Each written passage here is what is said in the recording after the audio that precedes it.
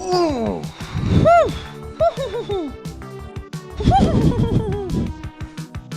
Oh, good morning, good morning, good morning, good morning, good morning. Oh. If Sean off as Ishmael isn't discard, I'm gonna be sick. How y'all doing today? Man, did I just go live now? I just checked YouTube on the back end, and it's acting like I just went live now and not like 36 seconds ago. Let me double check that. Whew! Good morning. Okay, welcome. Oh, how y'all doing? It's out? Oh, perfect timing. Let's drag this over. Let me just refresh Twitter. Alright, scrolling. What we got? We've got that the news on the Walp event itself is out. Like, I can just drag this over for you real quick. Like, we've got news on the Walp event, unless it's up on Steam, but not the IDs themselves just yet. And I just refreshed less than a minute ago. Good evening for y'all. Hello. Let me just go back over to YouTube real quick and make a new post over there. So, any major hopes? We're gonna get into just explaining the Walp event itself, because we're supposed to get some enkephalin extraction or enkephalin event, which I assume is different from a regular story event. Frey, the kids were booked. Well, then what's the point of doing anything anymore? It's okay, it's okay. Hanafood is gonna make the entire wait and lack of story worth it, trust. Okay, get shareable link. Hold on a second, let me just move to make sure I'm not showing anything. Yep, okay, there we go.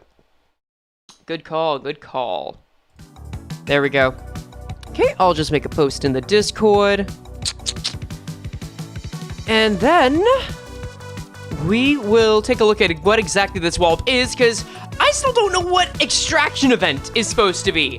It might just be something really old, like they did with the first April Fool's event, where I believe you just had to do mundane things around Limbus in order to get rewards. But let's see. Goon on alert. We're reviewing the new Walp event now, goons. Come on by to see what's generally... No, I'm not gonna try to make a pun. To see why this matters. Why does anything matter? Hello, it's 3:30. Sure, when in doubt, go existential. Oh, hello, thank you very much for the follow on Twitch, Fred. They posted it? Did they actually post it now? Let's see. I mean, that'd be great timing if so. Not just yet, it seems. Unless I go on Steam, and I guess refresh Steam. It doesn't look like it. Doesn't look like it, but they did post this. All right. We can take a look at the Walp event in general. Post the enkephalin event details? Oh yeah, I trust. All right. Let's start off by just checking out the enkephalin event in general. So, we know to expect this. Second and third Walpurgis night. Oh, it's a target extraction for the second and third. That's something. Let's see. Walpurgis night, Identities and e.g.o added. I'm just scanning this in case anything is new. I'm not really expecting it. New content, enkephalin spending event, a certain library's general reception.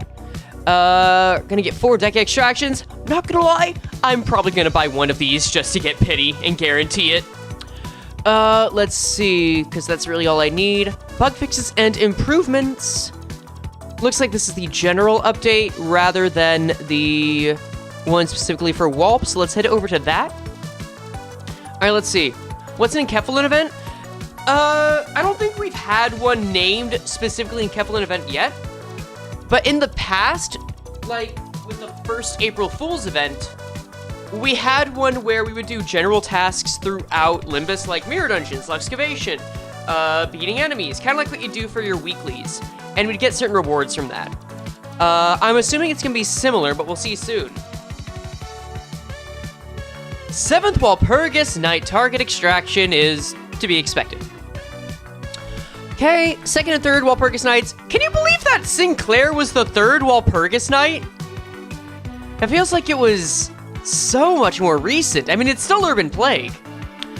All right, let's see. Increased extraction rates. Come on, come on. Tell us about the event. Tell us about the Inkefi. E-Song Exchange, sure. Dispensa, available from the Dispensa.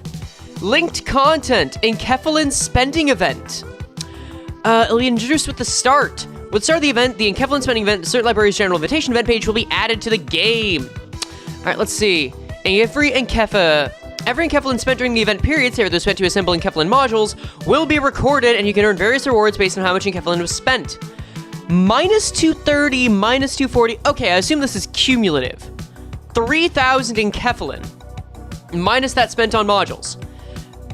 Interesting. Okay. So yeah, it's for milestones of Inkephalin, which... It says minus that spent on modules. I would hope modules are counted. Let's keep reading. Let's see. Words include thread, EXE tickets, and extraction tickets. Yes. The actual amount of Inkephalin spent during the event period will be recorded. Spending Inkephalin to assemble modules does not count. All Inkephalin and modules spent in story stages, excavations, mirror dungeons, and refraction railway will count towards the event spending event. And since it looks like this goes up to 3,000, that looks like it's 150 modules worth. So you could do like 4 weeklies and you'd be over halfway there. For mirror dungeons, I should say. All right, because that's like 22. It's 22. No, I'm dumb. There's no way it's 22. That sounds wrong. It's 18. You have to spend 150 modules to get through this. I guess you could just go through and like skip a lot of excavations if you wanted. That's fine. I'm also probably gonna pull for the 2nd and 3rd Walp banners. I just really want Sinclair. That's fair. I'm very curious to see how Jeong Office Ishmael does, just because I think she's the discard ID, and if you mix discard IDs with Walp IDs, you get the most complex IDs ever. That's how I see it happening. We can talk about this right now. There's time. If Limbus added PvP, how would you want it to be like? I think the most effective way, even if it is the most boring way right now, would be to do what they did with the actual Limbus PvP, not official, but the biggest one we've had, where they compared and did a draft of people going up and speedrunning RR5 together. I think being able to make a draft with like bands would be the most interesting way to go about it. Let's see. Do we have it yet? I'll just do a quick refresh. Not quite yet. Okay, that's fine. We can just chat for a little bit. We can just hang out. I can just set up some stuff. It's 3:39 a.m. local time. Not even average MDer and kiss spending, to be honest. Yeah, pretty much. Do you think win rate will be in the PvP if they happen to have one? Yes. Actually, it would be a smart idea to remove it, because that would be funny. That would make sure that people would have to think about their choices. I like that. I like that a lot. No, I like just imagining knowing that people are winning or losing based on the choices they make, and then the actual competitive scene would get upset that it's still too luck-based because it's a gacha game. That'd be really funny. Tearing out win rate? Yeah, tearing out win rate would be great. I feel like they should replace it with something. I feel like they should replace it with kill rate, not damage rate, because damage wouldn't do anything. Ah, God. I guess that would be win rate all the same if it's not damage, isn't it? Hello, what's happening? We are just holding out for the kit drops for the Walp event. Oh, a full random button. No, you're right. Full random button would be so much better. We're holding out for the kit drops and just checking out stuff in the meantime. If I had to guess what Hanafuda was gonna be, because did Hanafuda... I know LOR didn't have, like...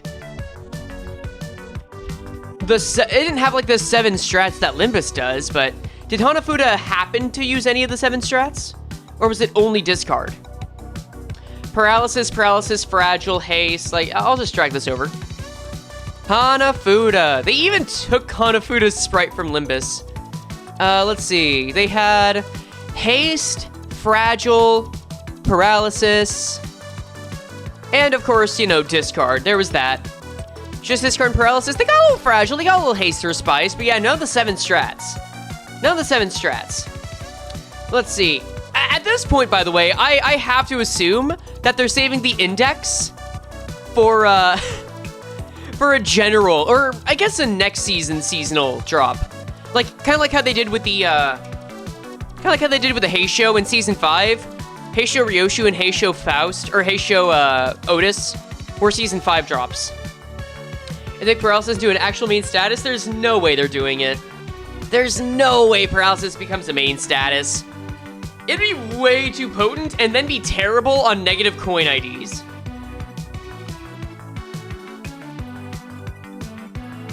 What do you think index keywords will be?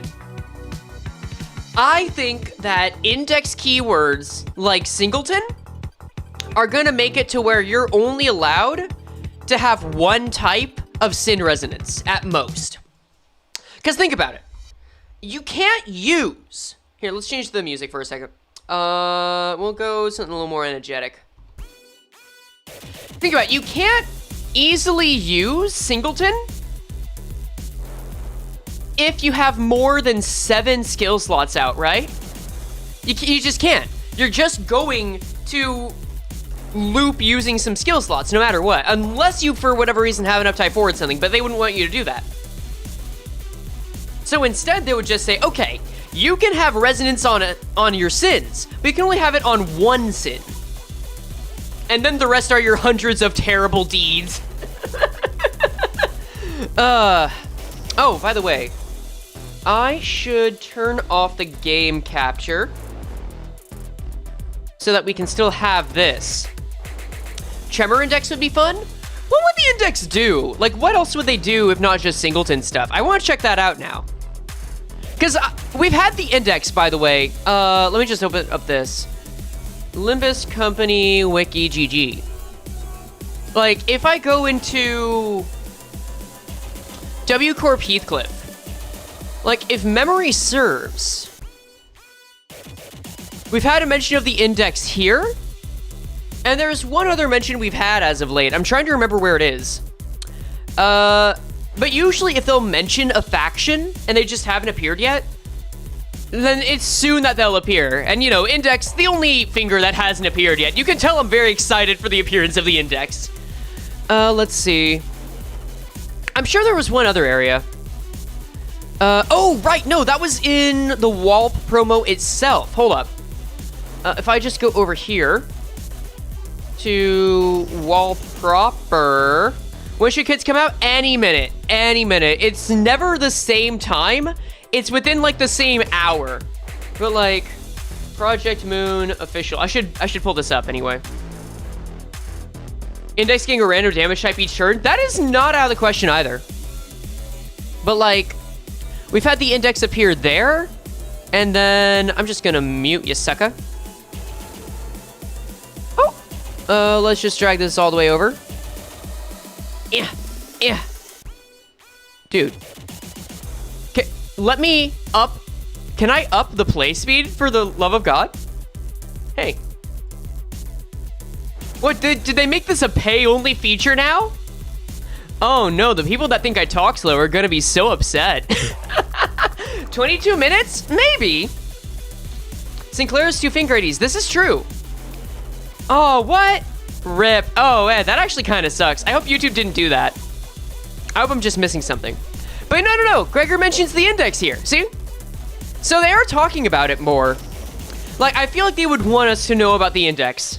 I can still speed you up? Okay, that's good. That's good.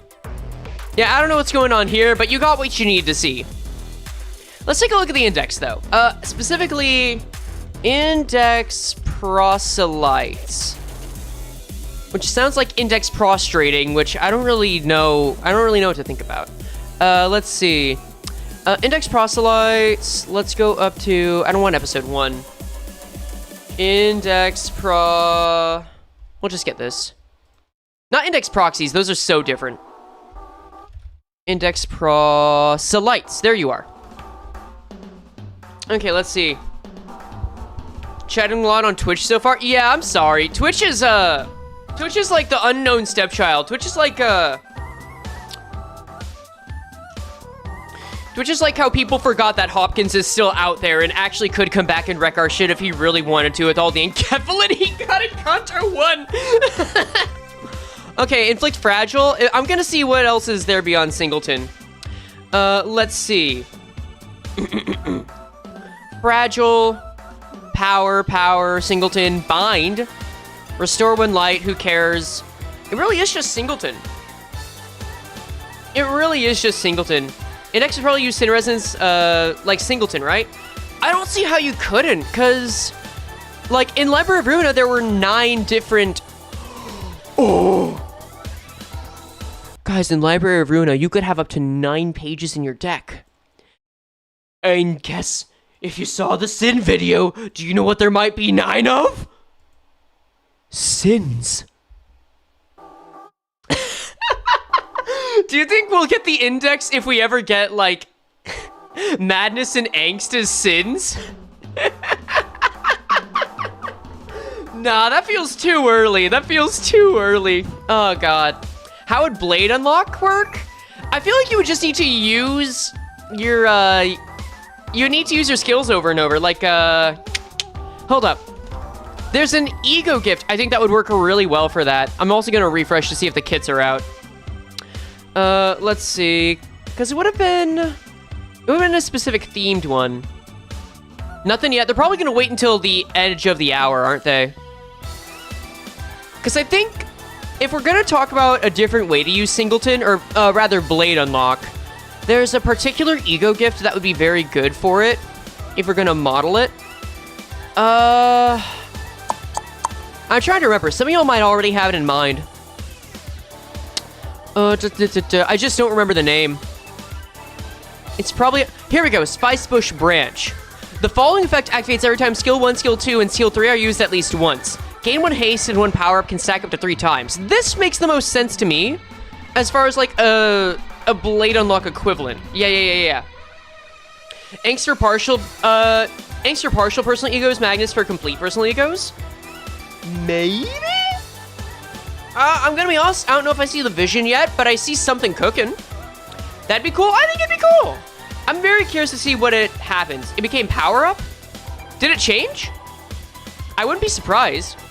Also, I didn't know that power-up specifically went with final power. I guess that makes sense because base power would be cracked. I guess base power would be kind of cracked. God, whenever we get multiply coins, base power is gonna be mad. I swear we're gonna get multiply coins sometime soon. Either way, I also want to show you guys something. First off, since I've got you here, I want to adjust how this looks. Can I change the font size on Notepad? Oh no, but I can do this so that it looks larger to y'all. Because I think that will be easier to use. Also, I want you guys to know, for this ID, for this issue, by the way, bomb-ass outfit, I gotta say. I love the leather, I love the ponytail, it just works. Holy hail. But I did some studying, and I already wrote a part of the script specifically to explain discard. How are base power and final power different? I can actually explain that. I will explain that in a bit. But I made like a 4-minute mini script so that I could explain discard. Because my original hope was, oh my god, this is going to be a discard ID. I don't really know exactly how those work anyway. Please tell me I can link to the e.g.o video, because I haven't seen his shit. So I watched the video, and it's 2 years old. My mans hasn't gotten over to explaining the Hong Lu and Merceau Dietchi IDs. Which is fair, totally fair. But now I'm like, okay, I guess I gotta explain it in this video. So I made like an entire mini breakdown. If I can just bring that up. Yeah, I made an entire mini breakdown of it. And you can see It had a lot of interesting testing because it includes the words, "Ha ha, you swaddled babe, we don't live in a world of reason." So, we're gonna try for another kit drop review. I'm actually getting help on this one, so we'll see how well that goes. I'm optimistic. I'm optimistic. 2 pages? Oh, wait. Oh, you were talking about me. Okay, you're talking about my doc. Yeah, it was meant to be quick and dirty, like rapid fire talking to get through it. Okay. Let's see.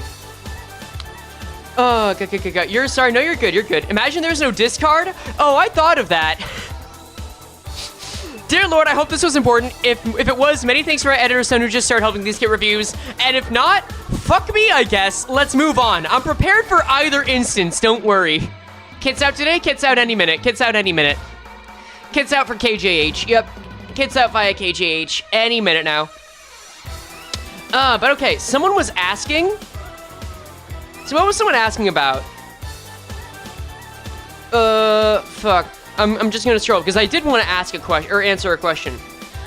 What are we gonna call the new IDs? I don't know. Gamble Mail and Legger.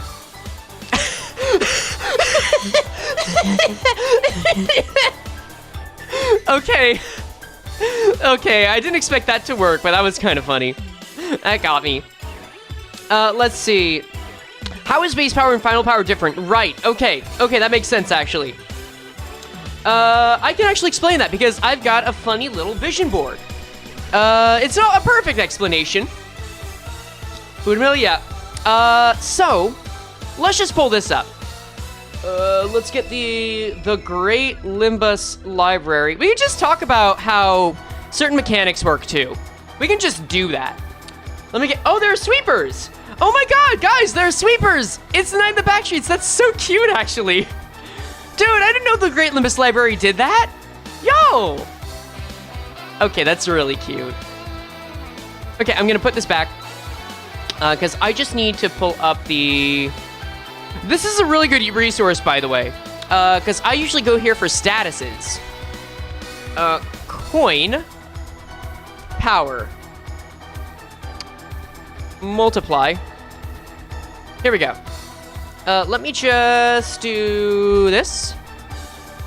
Screeny this. There we go. Okay. There are a lot of statuses? There are a lot of statuses. Some of them unreleased. To new layer. And then we'll scale it. And then... Yeah, we can just have, like, talkie time. We can have a little talkie time. Times coin boost. Okay, so this is one of the bigger reasons that I believe base power is very important from from final power. Let's see. If I go and get this and then get plus coin plus COIN. Let's see. And then get plus coin boost. Okay, there we are. And then paste it here to new layer. Close this. Layer scale, we'll say 750. Okay. So let's talk about this. One of these is in the game right now. One of these is planned to be in the game. We have plus coin boost. You know it. You love it. Someone's asking about the push pins and string board. I will get to that in a bit. But this is basically what I'm using to make explaining the IDs easier to people who don't always have a visual. Plus coin boost. Plus coin boost. If you have plus coins, it makes them stronger. Times coin boost. There is eventually planned, or at least in the code, for there to be something called multiply coins. Or at least times coins, something like that. Which we don't know exactly how they work, but it could be anywhere from times 1.1 to times 1.5 to times 2 to the previous coins. And believe it or not, there were some skills that were expected to work with these early on. One great example of a sinner who was designed considering multiply coins in mind was W Corp Don Quixote. Originally, there was a plan to make this a ×2 coin. So it'd be ×2. 1 times 2 is 2, times 2 is 4, times 2 is 8, 16, 32. It was planned for her to have 5 ×2 coins. Like, this was a consideration. Hello, Curb Yosh. Welcome to the stream, mate. Thank you for the H. Yeah, Warped On. Yeah. So, let's think about it like this. So someone was asking, what is the difference between base power and final power? Why does that matter? So base power is considered greater than final power because base power affects the start of the equation, meaning that it's more powerful with multiply coins by a lot. We just don't have them yet. That's the idea. That's the idea at the moment. So we might get those later. We might. Yeah. Suddenly base power and final power makes a difference. Yeah, suddenly it will make a difference. Uptype 5 win? Oh, I swear to God, if Uptype 5 adds multiply coins? Oh, dude, what if they... Let me just put you back. What if that's how they get lobotomy ego sloshing down? They just do... They change this from +6 to ×6. They change this from +5 to ×4. To ×16. 96 power corrosive splash. They still wouldn't do it. They wouldn't do that. No way. That'd be way too much. If they didn't multiply coins, they'd probably change it to a different number. Still nothing yet. That's to be expected again. Well, to some degree, Wait, someone asked, Someone actually, so it's potential power. It's a potential massive power-up, but it depends on how much, because everything could be it. Like, multiply coins could be ×1.1, ×1.5. I assume it's gonna round. We don't know yet. I assume that doing it by ×2 is gonna be really limiting, so we wouldn't want to. All right, also, Ishmael is tremor and sinking so far. What do you mean, so far? Wait, am I reading that right? Did I miss it? I'm gonna refresh Twitter. I can also refresh Steam, for good measure. Nothing yet. No, you're probably talking about something else. That is A-okay. Let's see, who else has a question? Eto tremor sinking? Oh, in the trailer. Oh, they both have tremor bursts? Wait, you can tell that from the trailer? I have not been so eagle-eyed. Yo, Curbiosh! Thank you for the 5 gift memberships, dude. We actually have a video that's planned to come out this weekend outside of the kit drop. Because, yeah, that's still planned. I'm getting help with it. Dude, congratulations to all y'all. Enjoy. You're gonna see me extremely traumatize my friend Apollo this weekend. That's great. The kits are supposed to come out today. Any minute now, really. So where do you see Tremor Burst here? Or did I skip it? Oh, wait. Oh, wait, I think I see it. Hold up. I skipped it? Wait, okay, someone said it's in the audio, so I will turn on the audio. Oh, sorry, you guys... Hold up. Oh, you guys aren't getting the audio effects, are you? Hold up. You hear it, yes? You hear it, yes. That's fine. Let's see. Was it not the yellow over there? It's the yellow circle too? Okay, I was starting to wonder. Not here. Okay, wait. Also, this looks wrong. Just her standing here looks wrong. It's like a Disney pause. Something off about it is just off. Oh God, she's zooming. Look how far she gets. Also, by the way, guys, can we talk about this? Can we talk about how, like, is it just me, or has anyone else noticed that Limbus has just let the sinners go off screen recently? They're just letting the sinners go in the void in these battle shots. Like, the camera just no longer cares. Her being Goofy's subsidiary is 100% irrelevant? Yeah, just like the original Jeong office. In all seriousness, though, like, here's the yellow ring. So, yeah, this has to be it. This has to be the Tremor Burst. So if I go back a little bit, let's just try and hear it. Check for 208. Next hit. It's hard to hear, but I think it's easier if you just look at the yellow ring. Okay, so there is a tremor burst in there. You're right. All right. Still sun. It's still sun. Let's see. It says I have big shot here, but I don't. You're a liar. That's fine. We'll just put this up. Gregor also has tremor burst. Is it out yet? It should be out. Actually, it should be out now. Wait a second. Oh, wait. Oh, I might be dumb. Hold on. I scheduled this stream with daylight savings time in mind. I don't think that applies. Oh, wait. Hold on.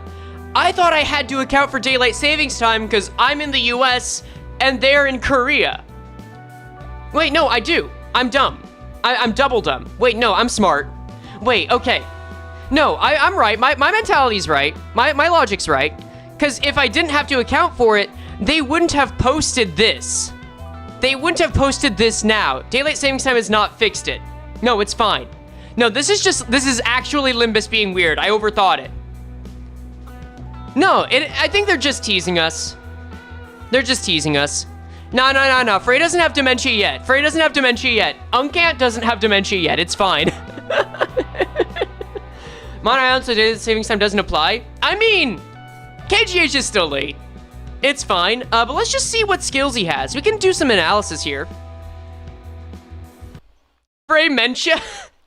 Limbus is genuine. Also, is this music from LOR? Hold up just a sec. Is this music from LOR?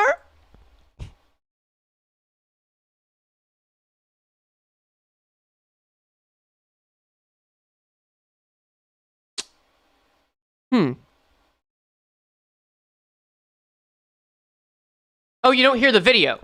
Oh, you don't, of course you don't hear the video. Every time. For whatever reason, it just never keeps. I have to set this up every new stream and I never know when I'm gonna use browser. My bad. That is my bad. Here you go. Walpurgis night. Unused? Oh, it's unused. Yeah, give this a listen. So many spots. Yeah, this sounds unfamiliar.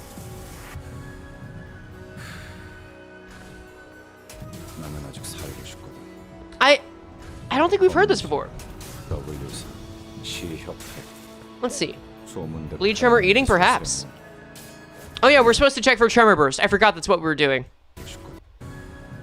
Dude, never let me stream at 3:30 a.m.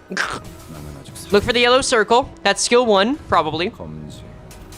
Skill 2, unless it's an alt skill 1. Oh, there's a tremor burst.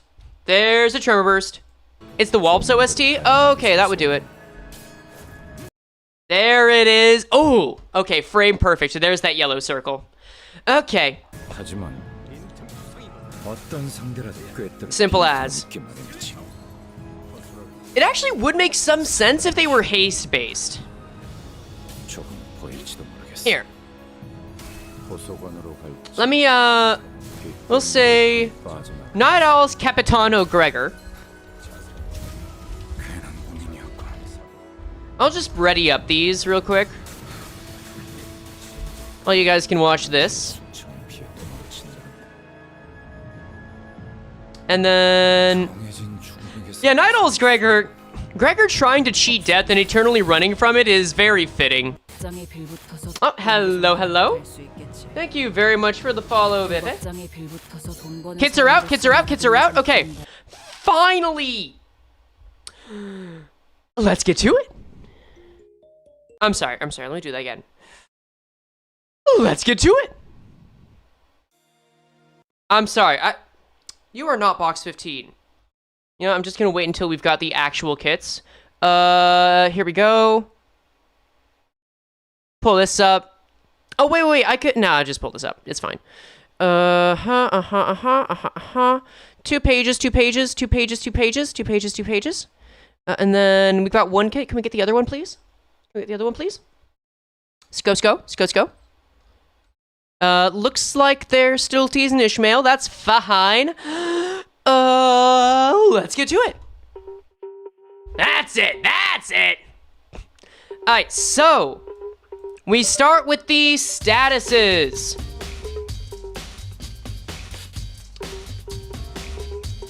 So first things first, this is Night Owl's Capitano Gregor. We start with passives and custom statuses. Remember, the purpose of this stream is to understand how these IDs work, what the general strategy is, and what you should look out for once we get the actual numbers. And what you should look out for when checking for the actual numbers. We will be streaming Walp when it comes out. Don't worry, I'm making a thumbnail for it. And custom statuses. Let's start with that. Alright, so first things first. Open wound. I see bleed, I see bind, I see tremor. We've already got Blemor, so we'll say B-L-E-M-O-R. This could change. This is always subject to change until we have all of the information necessary. First off, open wound. Max stack 2. Turn end, gain bind next turn. Sure. Open wound. Caps at 2. Applies. Bind and replaces with deep wound after a turn at X stack. Cool, that's fine. All right, next, let's go down here. I wish I could just scroll down a little more here. Let's do this. Oh, wait a second. This is an evolving wound, isn't it? Ooh, we get to let these fester. All right, let's see. It looks like it's not quite the same. Deep wound. Deep wound. Caps at 3 and applies bleed on T-burst. I'm just gonna call it T-burst. Wait, cannot gain open wound. Oh, okay, yeah. Blocks open wound, sure. I'm not gonna get that down. Gain stack minus Y bind next turn. Which is good because Alan is historically a speed unit. Bind next turn. Reduce stack at turn end. And then lastly, we have Fatal Wound. Fatal Wound caps at 3. Same as Deep Wound. Gain bleed count on T-burst. You know, let's just change this so that's bleed C. There we go. I know you guys can't see the texting or the typing, but that's because you can already see this. Let's see. Cannot gain open wound, but you also gain bind equal to stack. Okay. Gain bind equal to stack. Reduce stack at turn end. Okay, so these are direct upgrades. Fatal Wound we don't see how to get yet, but these are direct upgrades. Let me just see if they gave us Ishmael yet. Let's see. There you are. 2 pages. We'll get to Ishmael after we get to Gregor. Alright. Open. Of course the cards are here, you little shit. Of course the cards are here. I knew I studied Hanafuda for a reason. I knew I studied you little shit. Okay, anyway. Don't mind me, I'm just gonna do some quick shilling. Quote,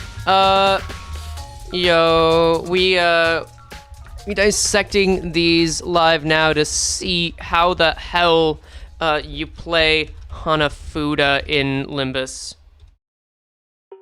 And also Gregor. Here, add the image. Walp 7. There's always one moment where you gotta do that. Let's see. Dummy final.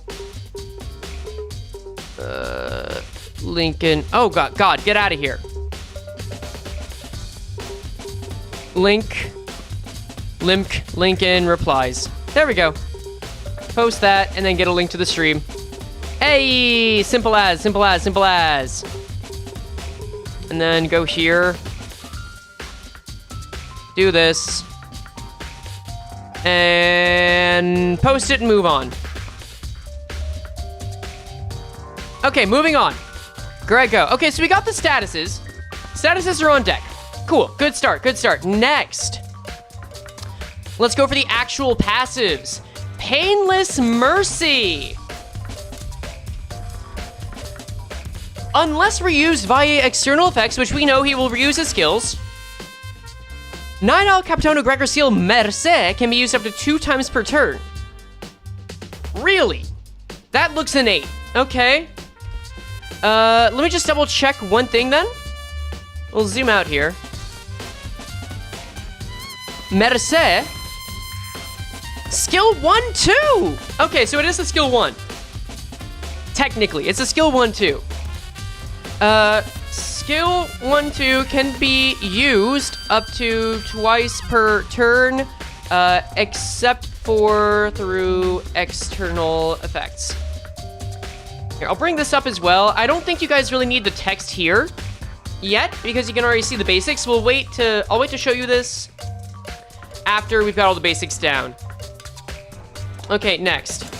We've got Purge Enforcer of the Famiglie. Wait, you're a Purge Enforcer? Or I guess you were a Purge Enforcer.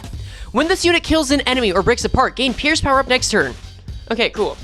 Gain Pierce power up next turn on part break / kill. When using a base attack skill, if this unit's speed is faster than the target's, inflict defense power down. In fact, if I were to go to the Great Limbus Library's list of statuses, and we go here because I know power down can be confusing.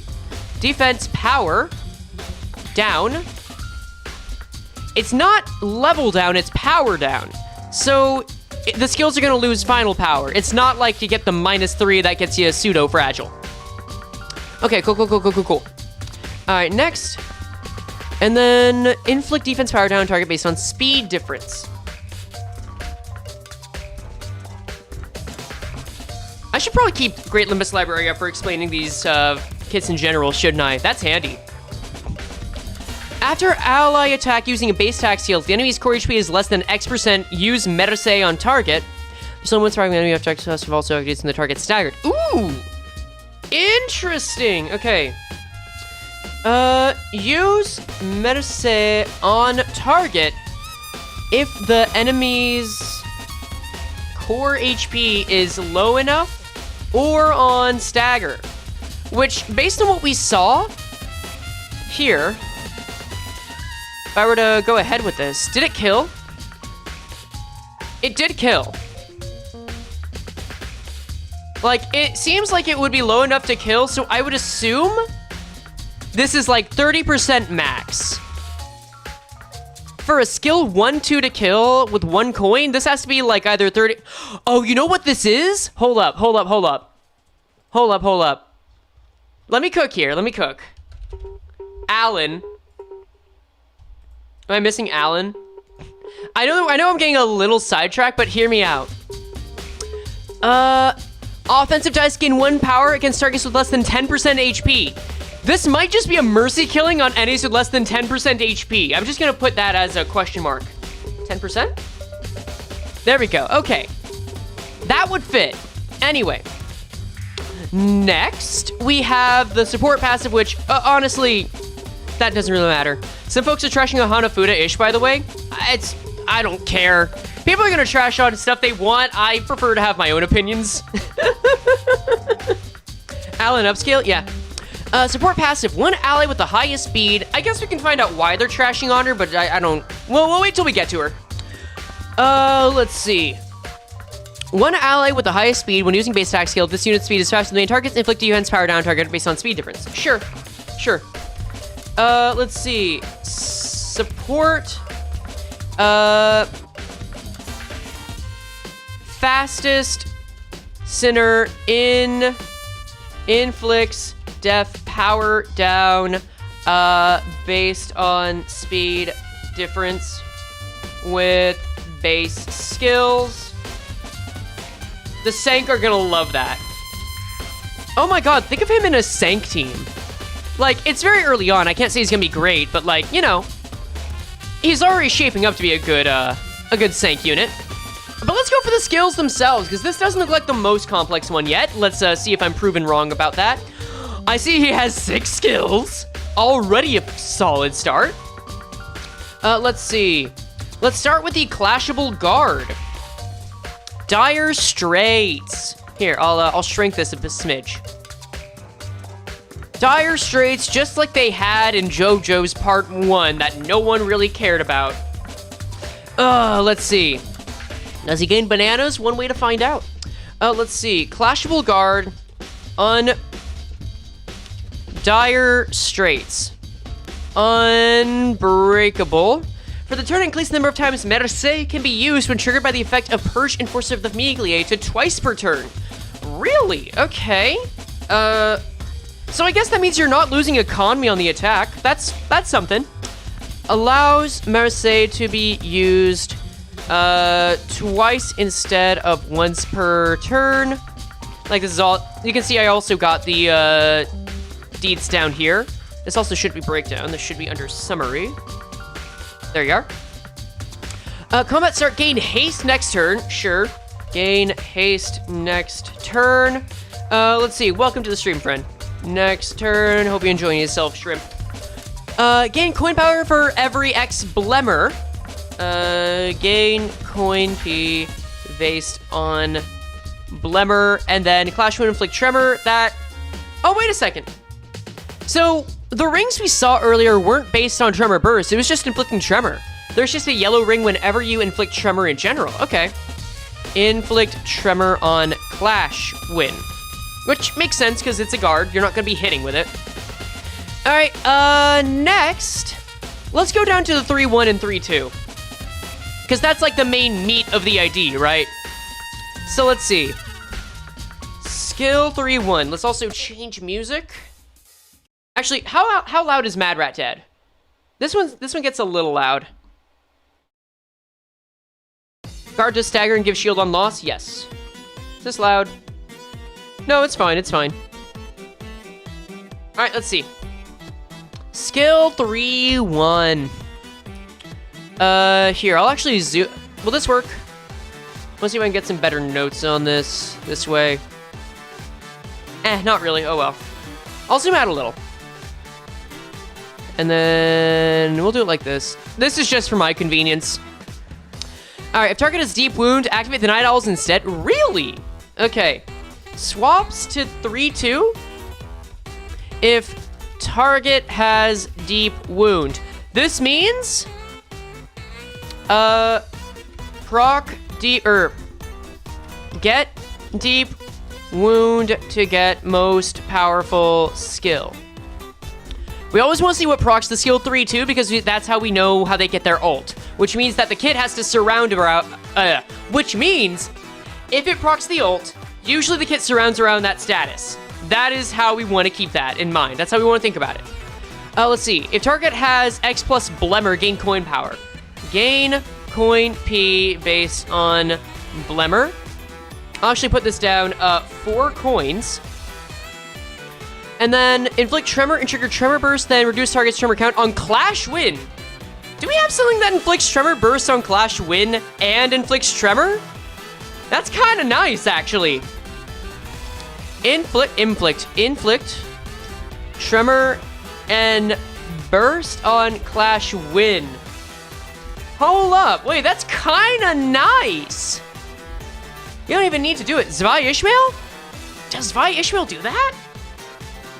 Wait, you might be right, but is it just with the guard? On use. Clash Win, gain 3 Tremor count. Clash Win, gain 3 Tremor count. Clash Win, trigger Tremor Burst. I mean, yeah, but that's on the defensive scale, which is supposed to be, like, special. It doesn't even give Tremor. This is new. Oh, I like that a lot. It just buffs it, but it doesn't inflict Tremor. This is kind of nice. Okay. All right, let's see. Oh, also, I already see it here. Tremor Hemorrhage. Hello there, friend. Ooh. I would say that Encore Ryoshi's gonna be eating, but let's be honest, Tremor Hemorrhage really isn't her main deal. It's nice, but that's more of a perk. Anyway, coin effects. Do you think Alan Gregor will replace Gregor? Because I doubt it. I doubt it as well. That's a whole different deal. This feels like it leans more on the tremor and haste deal than being a tank and bleed. Yeah, uses are different. Inflict bleed and tremor count. Okay.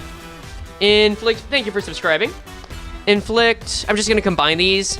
Bleed, P, tremor, P/C for potency and count. Open wound, and coin 4. Amp con to tremor hemorrhage. I was gonna say tremor hemorrhoid, but that's not how that works. Trigger tremor burst. Trigger tremor burst. Or has fatal wound. Wait, if the target is staggered or has fatal wound, just use Mercy. Proc Mercy if target has fatal wound or low HP. Okay, that's cool. That's cool. I like that. And that's on the base skill 3. I already like this. It doesn't say that we're going to get fatal wound on here. I assume that we get that from the 3-2. But just knowing this can already convert to Tremorage and Inflict Mercy is already nice. Alright, the Night Owl. Or the Knight's All, rather. What is an awl? What is an awl? A small pointed tool used for piercing holes, especially in leather. The Knight's tool for piercing holes, especially in leather. Nice. So the Knight's All. The Knight's All. Yeah, wait, all has a meaning? Dude, nearly every single word in Project Moon has a meaning. That sounds like I'm saying it like it's oh so obvious, but I understand why you're asking. Yeah, they usually are referring to something, even the words we don't know. 4? Yeah, it's a word. It's a real word. It's a real word. 4 UB coins. Coins. Alright, let's see. Deal more damage for every haste on self and bind on target. Okay. Deal dead. Deal more damage based on haste plus bind. I'll infer that. What does Xena name refer to then? You know, I'll get distracted for that because that's funny. Primarily hospitable from its Greek origin and beautiful or ornament. I mean, it's an AI overview. Also, they just know its Library of Runa. And also in the AFMAO wiki for some reason. Whatever. I'm not going to get too distracted. I'm not going to go so far off base, but there you go. You had your little fun fact. Anyway. That was a fun phrase to sound like owl. I thought so at first, too. If target has shield... If target has shield, deal more damage? Deal more damage if target has shield. Making a video on this? That is the plan. Up to now, I've intended to make videos on the kits. It's just that I realize that editing them kind of kills me if I do it so fast. Because it's like a 16-hour job meant to be done in 36 hours. Especially when it counts me waking up on 4 hours of sleep. That gets to be a lot. So I'm having an editor help this time. And I'll just get the script over. And the voice. That stuff. Think Gregor gets more powerful if he shaves? I wish. Honestly, there might be correlation. We'll find out soon if this is good. If the enemy's core HP is less than a certain percentage, deal more damage instead. Deal more damage... Oh wait, deal more damage based on the enemy's core HP lost. Based on how low the enemy's HP is. Alright, we're gonna lock in. We're gonna focus up now. On use, just on use. On use effects. Inflict death level down, so not defense power, but defense level. Gain coin power based on Blemmer. Clash win effects. Inflict tremor and trigger tremor burst. Again, inflict tremor and trigger tremor burst. I'm pretty sure this is the first unit that does that on Clash win. Tremor P plus burst. Alright, coin effects. Does it really matter? Because I think only one matters at this point. Inflict Blemmer P/C. I think this is the only one that inflicts bleed count, unlike the first one. Yep. And then trigger amplitude conversion. Yep. amp conversion to hemorrhage. Let's see. And then if target is bind, inflict another tremor burst. Was that there? It was. It was. And then convert deep wound to fatal wound next turn. Convert deep wound to fatal wound next turn. I assume that's at the start of next turn. So, wait, is he good at bleed? We don't know that yet. My assumption is that bleed is going to take a back seat, but that it will be relevant. In fact, well, actually, no. It might actually be relevant, because if we look at fatal wound, it's really just there to ensure that they gain bind equal to the stack. So almost an assured 3 bind, and then probably get some solid bleed with Tremor Burst. It's very linked to the quality of the Tremor, so I wouldn't say it's necessarily good or bad yet. Anyway, we've got the main 3 skills. So far, this is not the most complex idea in the world, which I'm surprised about for a Walp. But at the same time, I think Ishmael's gonna make up for that. Let's see. Let's see next. Let's go into the skill 1. Actually, let's go into the skill... Yeah, let's go into the skill 1. Skill 1-1. Gap attack. On use, gain haste and coin P based on Blemmer. Let's just swap to something different. We can pull up... I like Rainbow Road. Let's do Rainbow Road. This is why Evolve Tremor e.g.o is Greg. Yeah. I mean, that's also an event. That's also event e.g.o. I don't think we should balance too much around that. And then coin effects. Blemmer P. Open wound. Cool. Very simple, very to the point, but let's go into Merce. Skill 1-2. Merce. Contemptier Awe? Yeah, pretty much. Alright, let's see. This skill does not trigger defense skills and cannot gain This skill can't gain e.g.o resources. I mean, I get it. Kind of a disappointment, though. I feel like that wouldn't be too overpowered. I feel like that'd be a nice little niche. I kind of wish it didn't remove the e.g.o resources. Little cowardly of you, PM. Alright, where do y'all get these kits? Twitter. Anyway. Or Steam, for that matter. You can go to the Steam updates. So, skill does not trigger def skills or gain e.g.o resources. Who is worth getting in the Walpurgis banner? We are finding that out right here and now, Celeste. That is not a stupid question. That is what the stream is for, so don't you worry. Stick around and you'll get more deets on that. Oh, you're talking about old IDs. Chat can help you out with that. Deal more damage based on enemies' core HP lost? Sure.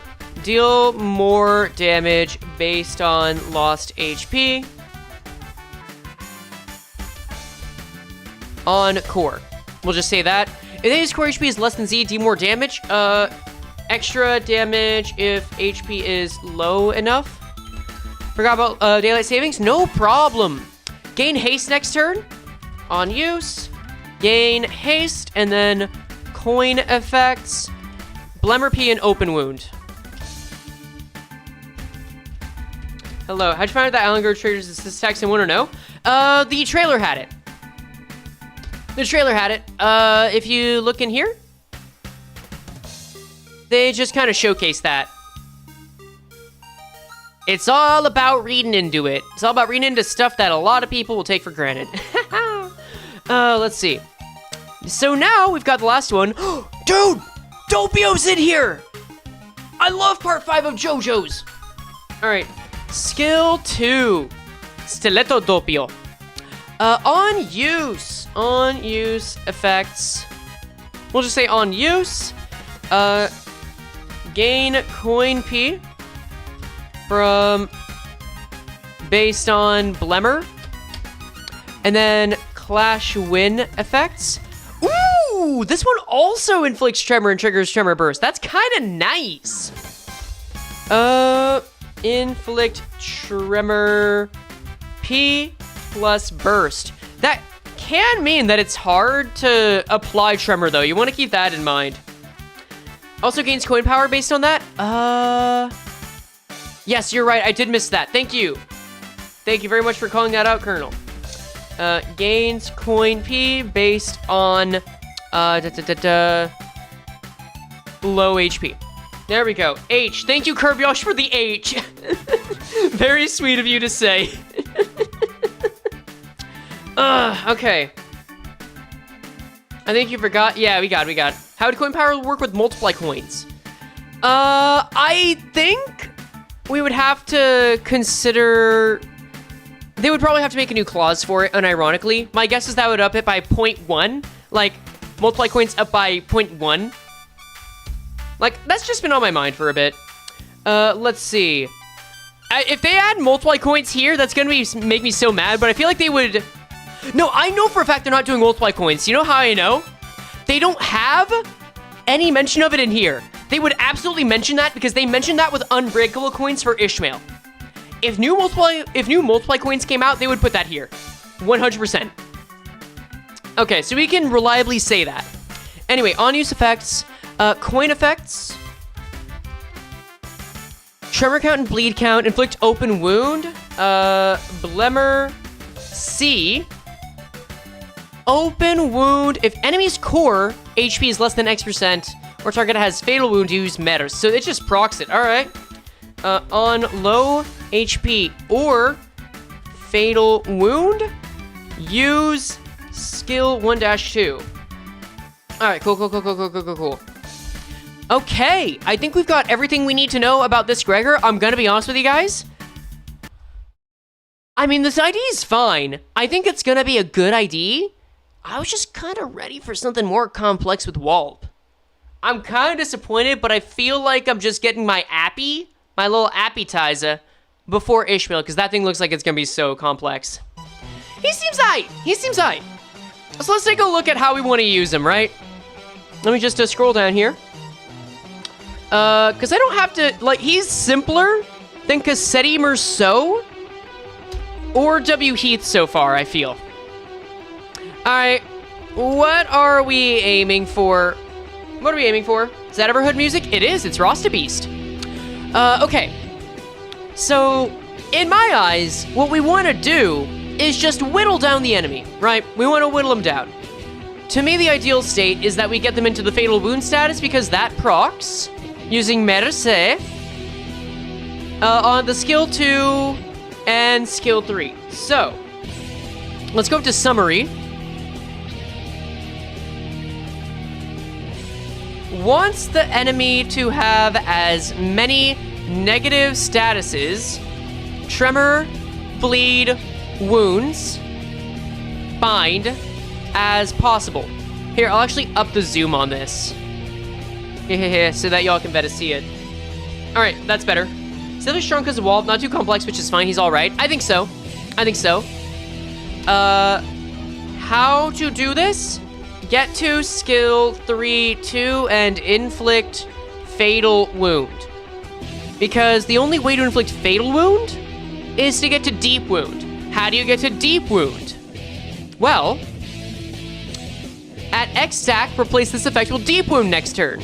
And I would assume, since it's at X stack, and it does not drop stack like the other two, we want to get it to max stack of 2. So, because it wouldn't say at X stack if you could get this at 1. That would be at any stack, right? So 2, they kind of gave away the ghost by saying X stack, because it's either 1 or 2, and it must be 2. It must be 2. It has to be 2. Have we checked out Ishi's kit? Not yet. We're saving her for last. How do you get fatal wound? Inflict 2 open wound using his skills. This loops, right? Yeah, it loops.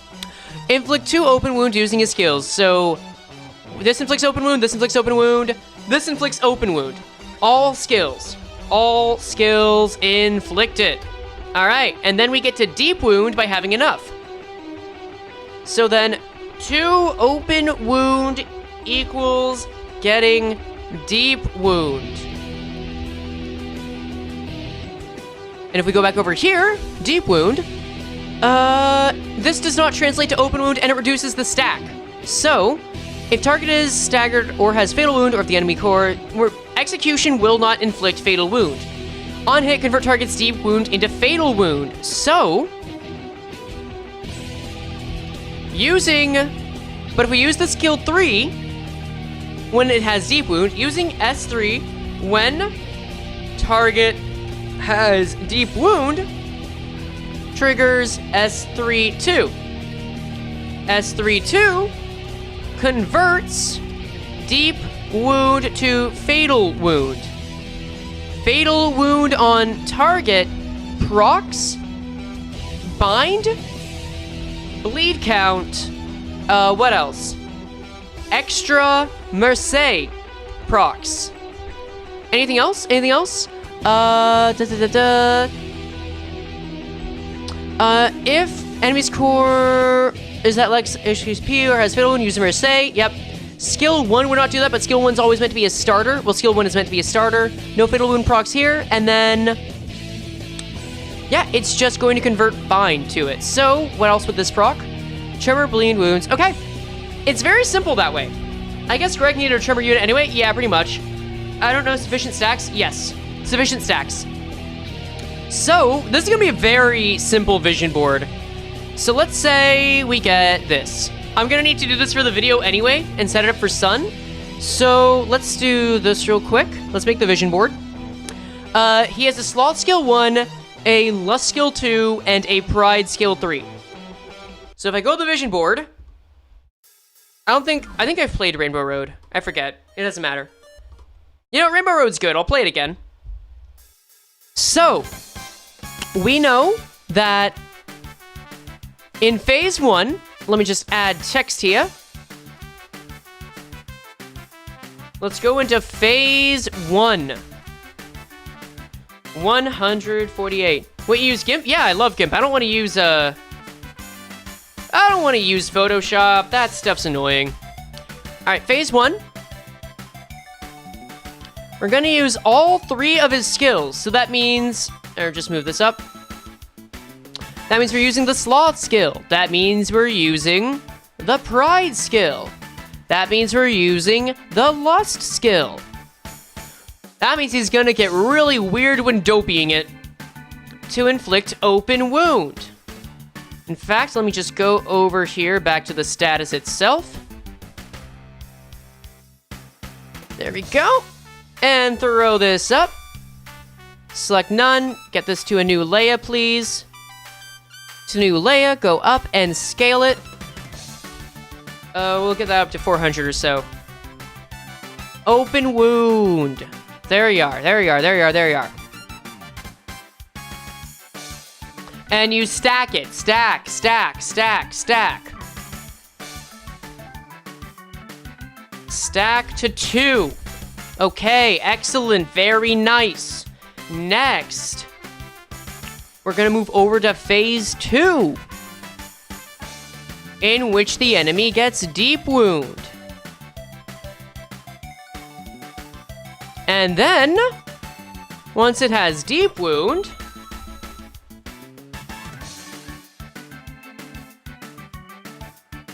come on, paste it, paste it, paste it, taste it, make it schnasty. There you go, to new layer. And then scale that up to 4 hundos.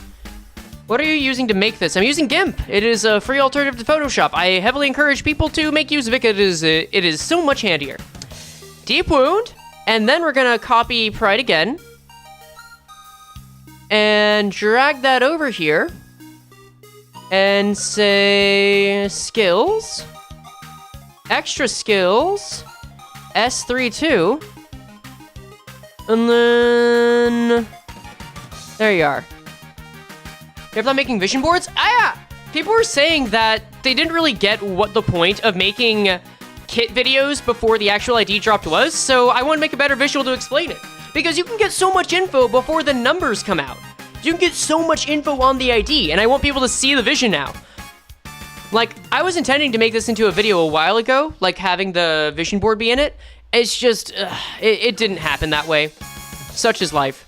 Sometimes it happens, but I'm glad y'all are getting to see it.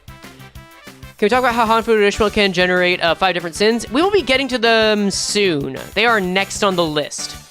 Also, why is it... Oh, that's why it's outlined. Okay. Layer, scale, 400. Let's see. Like the ID breakdown vids because they're easy to understand. I'm glad they help. How do you spell it? Hanafuda, like the card game.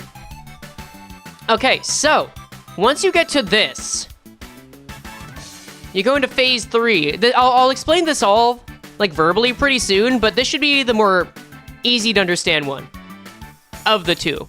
We'll have a more complex vision board for Ishmael. Phase 3. We go into Fatal Wound. I'll actually duplicate Fatal Wound here. Pasted layer, duplicate. With Fatal Wound, you can then get the Sloth skill, duplicate. And then skill 1, 2. So you're gonna have... You're gonna proc,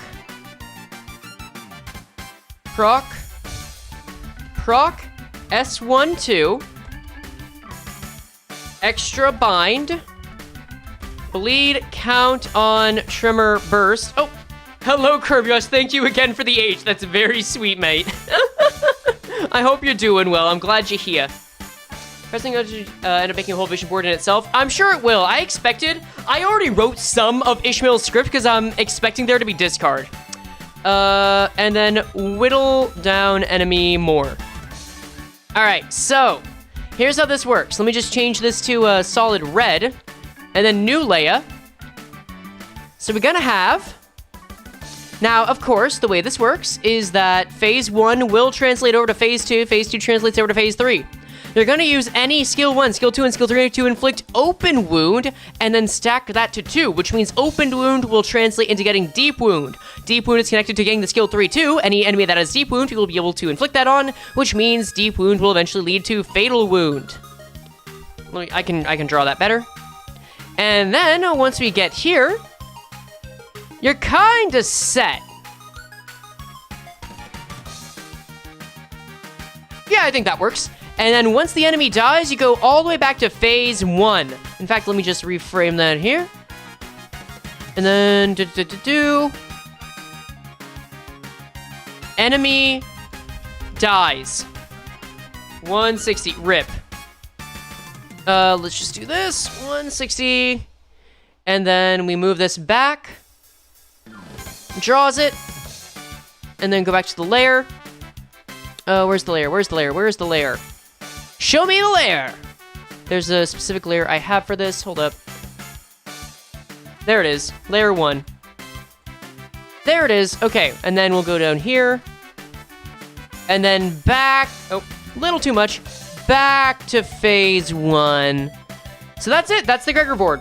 Wait, what? Fatal Wound kills the enemy? No, it doesn't. You keep this. You stand this phase until the enemy is dead. Because that's when you need to start stacking open wound again. That's the idea. You technically could stack open wound on several targets, but I mean, I guess you could, but you'll be focusing on a new target after that. So it's like a cycle. Every ID has a cycle.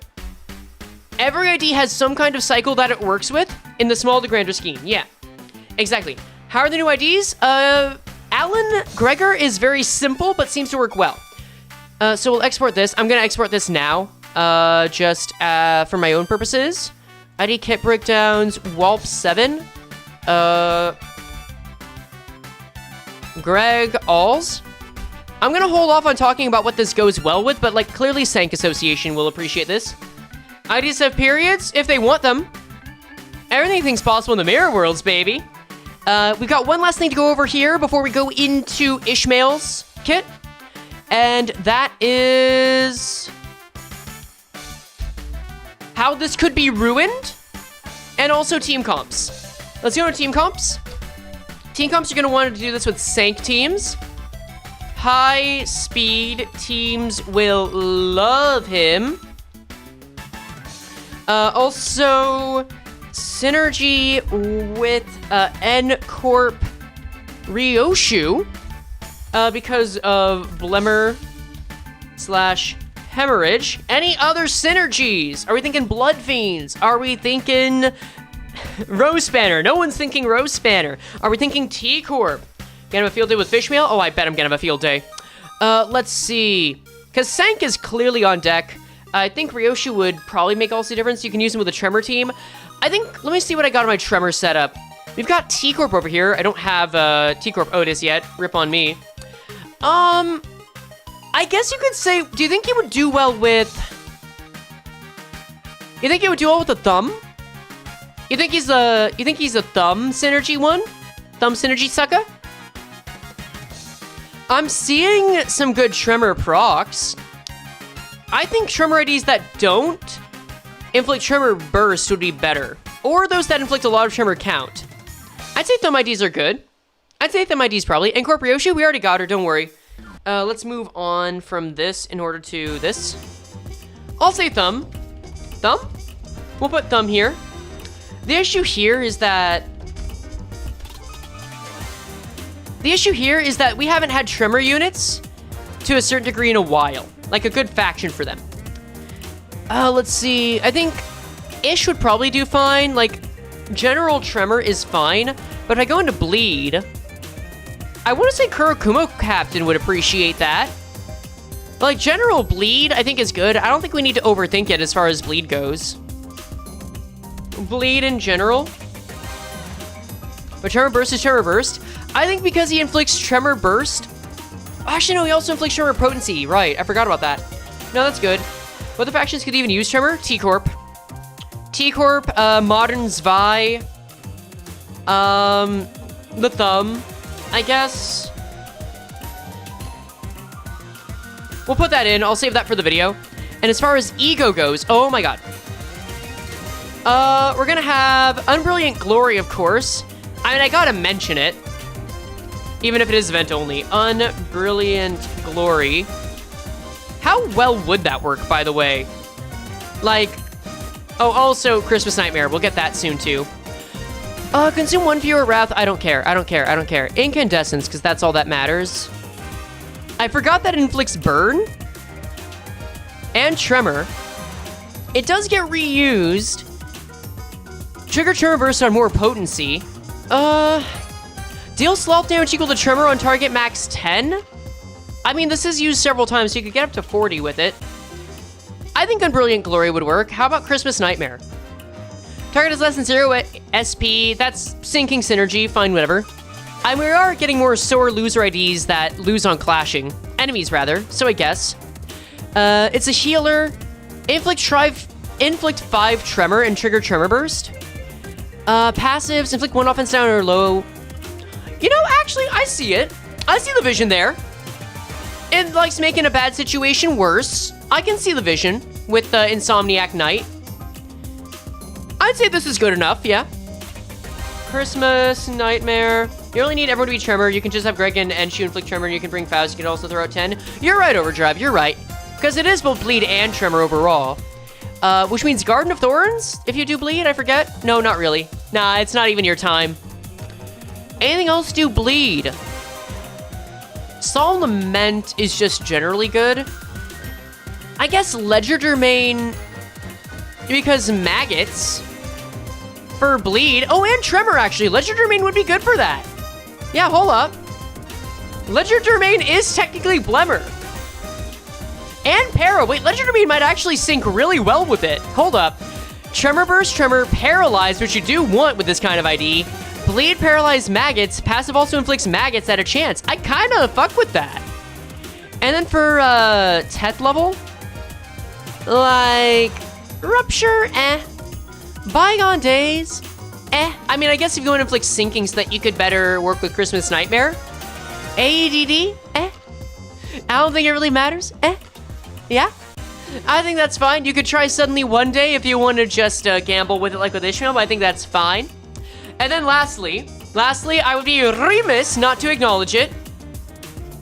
How could this ID be ruined? And I think clearly, low clash power is one answer. I actually am not immediately seeing other ways this ID could be ruined, though. I need to look for that. Because, like, the Vision, this is why we go Vision first. I guess if the S12 sucks, right? If the S12 is just bad. But even then, does it really need to be that good? It's unclashable. What's the TLDR? Screenshot this. I'll give you a second. But like, if the S12 is bad, we know Bind application can get up to 3 with Fatal Wound. Bleed count on Tremor Burst, low Tremor application. I think low count application. let's actually look at this. Mercy Tremor's like 1% health would suck. I guess you're right. I think, Mercy proc at anything under 10% HP. For those that would be wondering why I say 10% HP is within expectations, that is because of Alan from Library of Ruina. Mercy, offensive die gain +1 power against targets with less than 10% HP. 10% HP on Mercy is canon. So that's why I think it's likely at 10% that it procs. And he also gets kills when he uses Mercy in the trailer. So they're pretty low. I wouldn't expect this to be like 30. You can't be mad about free damage. Exactly, Laros. I agree. If target has bleed plus tremor gain coin power, I guess high blemmer requirements. Like if we take a look at, let's take a look at N-Corp Ryoshu. I don't have all the season 6 IDs, as some of y'all may know. But for every 6 bleed tremor, like, because it is 2 different skills, every 8 bleed tremor, they're gonna count them both, so the higher thresholds make sense. Like, every 4, this is final power, so the threshold's lower. Final power, coin power for 8, like, above for every 8 blemmer, right? I think that makes sense. I think if it's greater than that, it'll suck, but this feels reasonable. I think that's reasonable. Good morning, Carmen. I have not seen your message yet, by the way, but I know you sent it. How else could this be ruined? How else could we ruin this? I'm actually having to fish for it, because this seems pretty solid overall. Cannot gain open wound and focus encounters. Gain stack minus Y bind, reduce stack. Like, is deep wound hard to maintain? Let's keep that in mind. Is deep wound hard to maintain?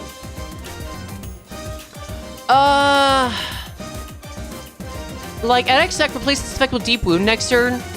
It says you can get this up to 3. Oh no, wait, the base stack is 3. No, it's not even hard to maintain.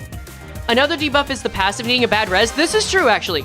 Check out Darwin's Wishing Care. Nego Shilps level Trevor, even a bleed team. Yeah, good point. If you guys tell me about another Sinner's e.g.o that you think is relevant to an ID, by all means, let me know when we're at this point in the ID. Oh yeah, this is Blemmer. This is Blemmered up. Bleed, Tremor, Paralyze, just for good measure. Let's check on these songs. Wishing Cairn. Sloth, Fragility, and Paralyze. Bind, we'll say Wishing Cairn. We'll say, Dawn, kinda Yi sang. Wishing Cairn. I think that's worth mentioning. Fell Bullet, FR, nah. I can't say that. Yeah, I mean, I feel like this is also obvious, but like, bad res for, passive, you know, those are always like, there's always obligatory mentions. Red Eyes Closed passive on Gaze Ryoshu too. I won't just trust on that, I'll check. Red Eyes Closed. So Red Eyes and Red Eyes Open. You know, it's not gonna be the easiest. On Clash to inflict 1 bind? That's fine, I wouldn't call that super important. I just think that's like a nice proc. I'll put it in, you know, it's on bind on Clash Win. Ryoshu, Red Eyes, e.g.o. Why not? Yeah, I'm really having to fish for it. Gain Pierce power up. One surviving ally. I think this is just kind of good. Is the Tremor count application bad? I think that's a good question. Is the Tremor count application bad? 1, 2. So you're gonna get Tremor count application once every other skill. But this doesn't burst, this doesn't burst. These 2 burst. You get Tremor count application about the same amount as Tremor application. I guess this could be bad if Tremor count application is bad. If Tremor count application is kind of bad. Negative count is potential downside? I think so. Like, are we thinking if this has a bleed unit? I think just negative count application in general. We'll say Blemmer. Like, I think bleed count isn't as much of an issue as rupture count, but it does still kind of matter. Count application can be supplemented, yeah, that's why I'm not considering it as bad. But it's a little something. It's a little something. How it interacts synergy with Ryoshu's Red Eyes Open? I think I've found as many things that could ruin it. This is already looking like a solid ID. Like, it's hard to ruin this. They would really have to make the clashes bad for this to be ruined, I feel. Yeah, okay. Let's take a look at Ryoshu's Red Eye since you mentioned it. Target is 3 bind, deal 40% damage. Actually, yeah, I see it. No, wait, I see it. No, wait, you're cooking with that. You're cooking with that. Also, purple jumpsuit looks like she's about to be in some kind of Kill Bill story. I just realized that. Sure. Both. But no. And we got any final notes? Because I think we've got the vision. We know very simply how he wants to make it work. He's already very soloable, especially if the count application is good. If not, that just means he's a team unit and he would just want e.g.o gifts. So he already seems fine for solos. Not very difficult to understand as far as Walp IDs. So I think it's fine. You can also check out Everlasting because, 10 plus tremor count for free. I'll give that a look. Everlasting. Inflict tremor potency by 2. Highest resin, max 10. Inflict tremor count. Yeah. No, you're right. Everlasting Faust. Everlasting Faust. That's good. I don't think I'll mention that in the video because it feels less relevant. Especially since it triggers... Well, even 4 tremor burst won't be that bad. But I feel like Everlasting Faust is like, yeah, of course it's good with a tremor ID, you know? It's like the tremor e.g.o at this point. How about Volver So e.g.o? I'll look at that and that'll be the last one before we move on to our main event, Ishmael. 30 plus tremor and count? I feel like that's just... I feel like if anything... if anything, Gregor would be support for this, not the other way around.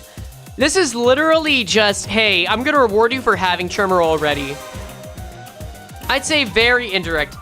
Very indirect? Crushbound past Myrrh. Okay. Yeah. Tinkling Hemorrhage and Everlasting War Bleed would be fun. Yeah. When is Walp? Wednesday.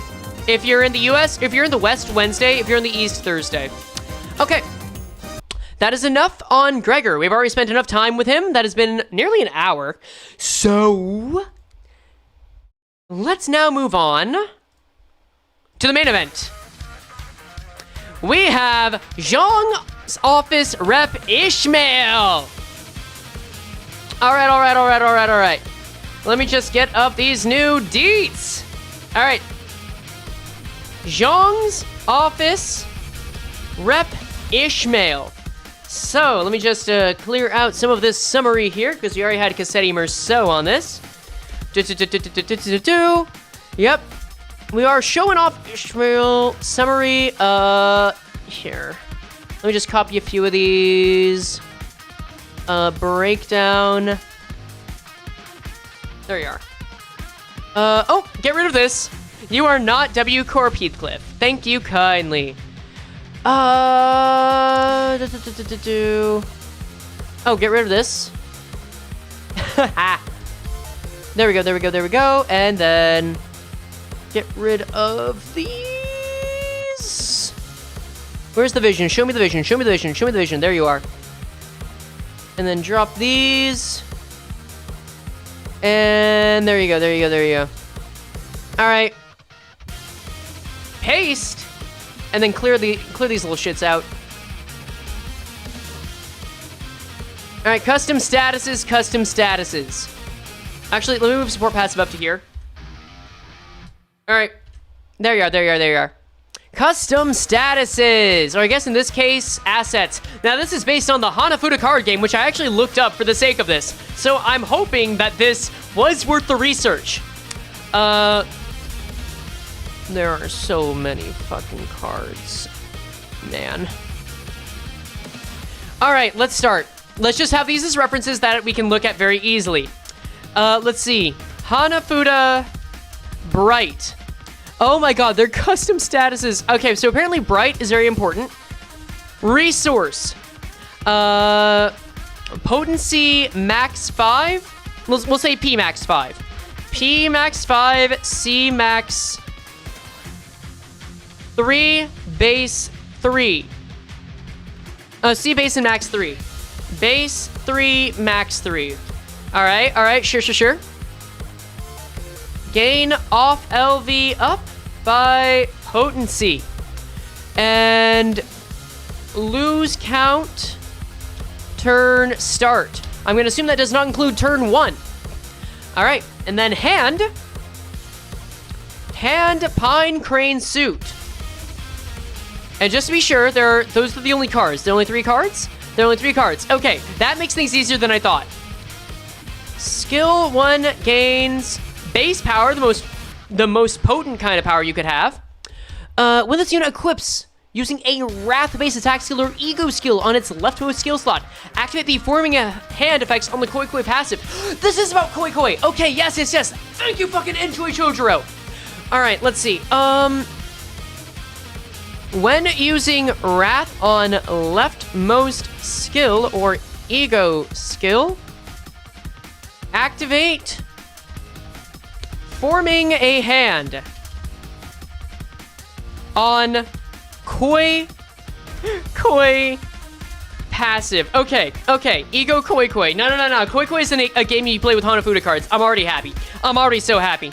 Hand Suzuki Grass Suit. All right. Already? S2 gains base power. Sure.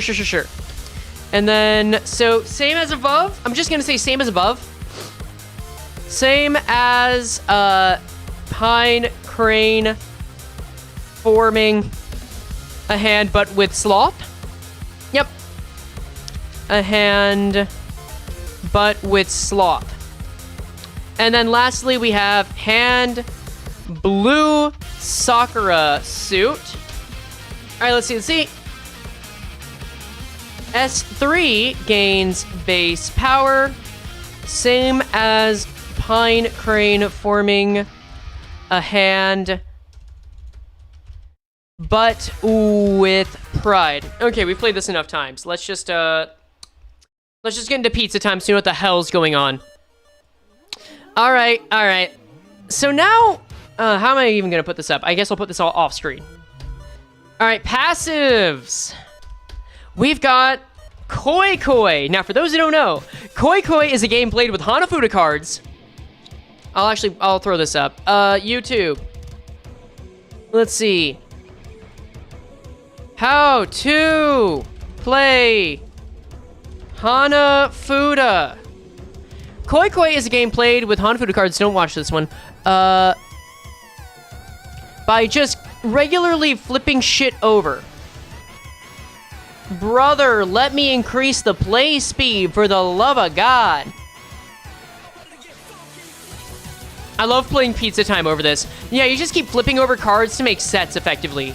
You just keep trying to make sets. That's the idea. So the flips that appear within these skills, like these are from the Hanafuda cards. And that's really cool. So it's going to get certain effects based on Koi Koi, I'm sure. So let's give it a look. Koi Koi. You can hold click on the screen for 2 times speed. No, you're so right, but I have to stay it. I have to keep on there. But you are right. Wait, it says Gloom, not Pride? Oh, you're right. It is Gloom. All right, let me correct that. You guys are right. But with Gloom, I was tricked by the hues. All right, cool. All right, Koi Koi. Turn start. Let me just move this over. So, if this unit does not have Bright, gain 3 Bright count. I'm not going to say anything about the potency if you don't gain it. Let's see.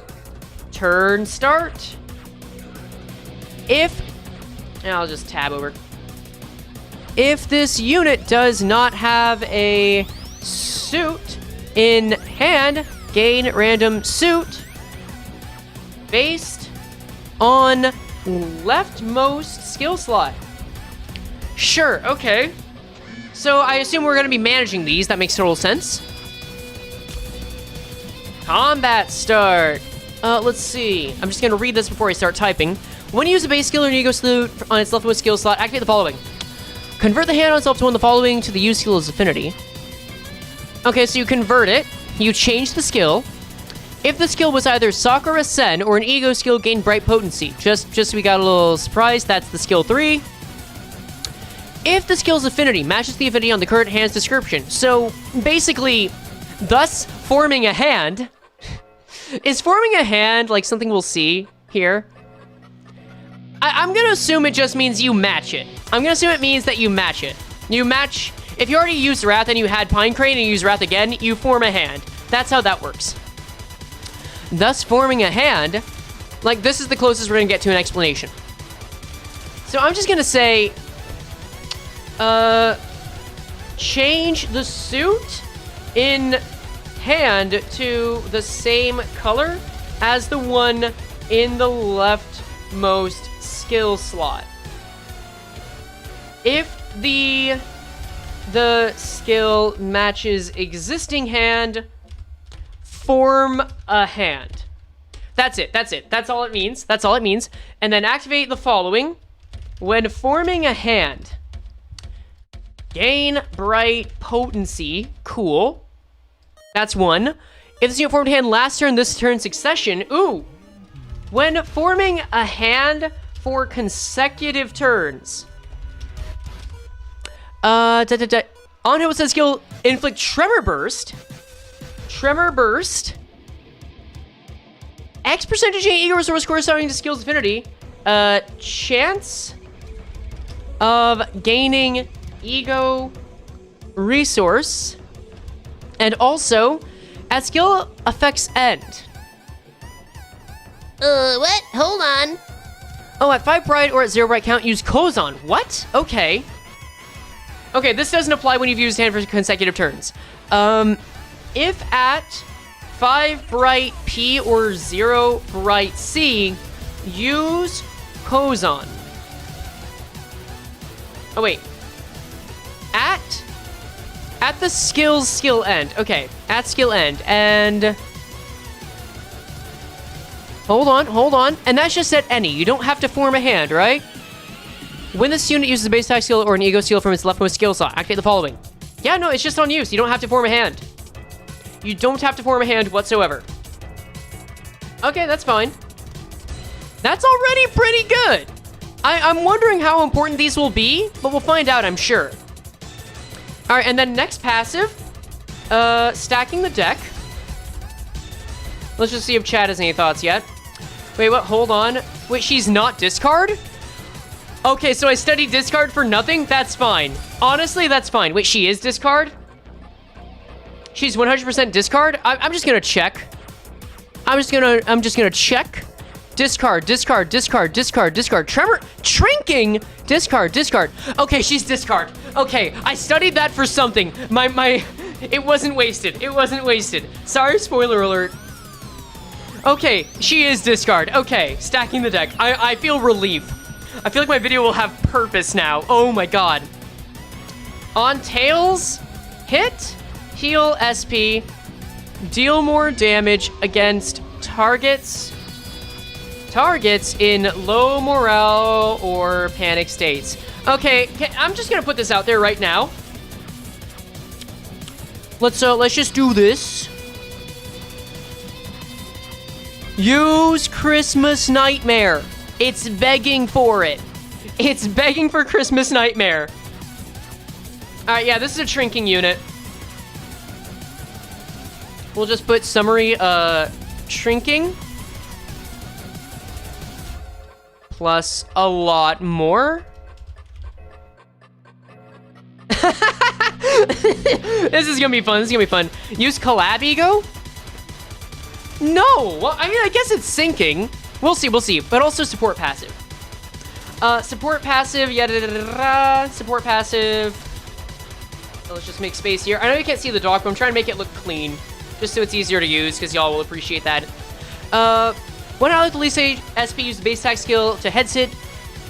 Ew, that doesn't look great, actually. Ally with lowest SP heals SP on base attack skill. That better be at least like 5 to 10 SP. I want that to be 10 SP if we're gonna be in like negative SP states. That better be 10. Doesn't the collab e.g.o burst tremor? I'll double check. You might actually be cooking. I kind of thought you were making a jokey joke. Oh wait, no, it actually is sinking tremor. You're kind of cooking. Okay, you know what? Thank you, Scotty. Title elegy? I'll just throw that in.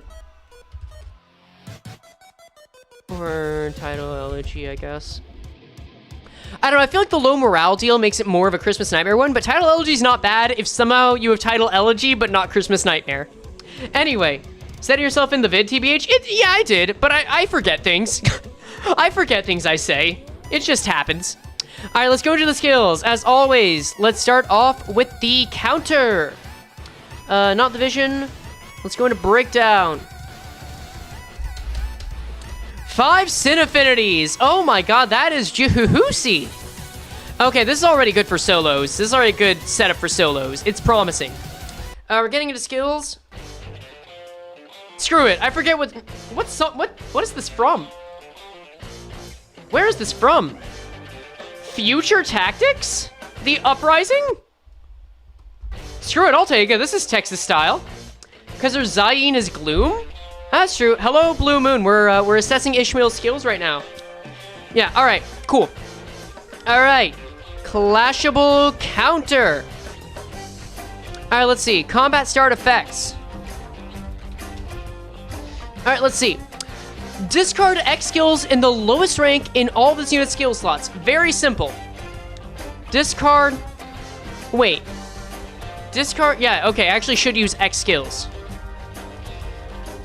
Of the lowest rank in this unit's skill slot. Okay, I'm gonna get these verbatim because discard is kind of freaky. Unironically, discard's kind of freaky.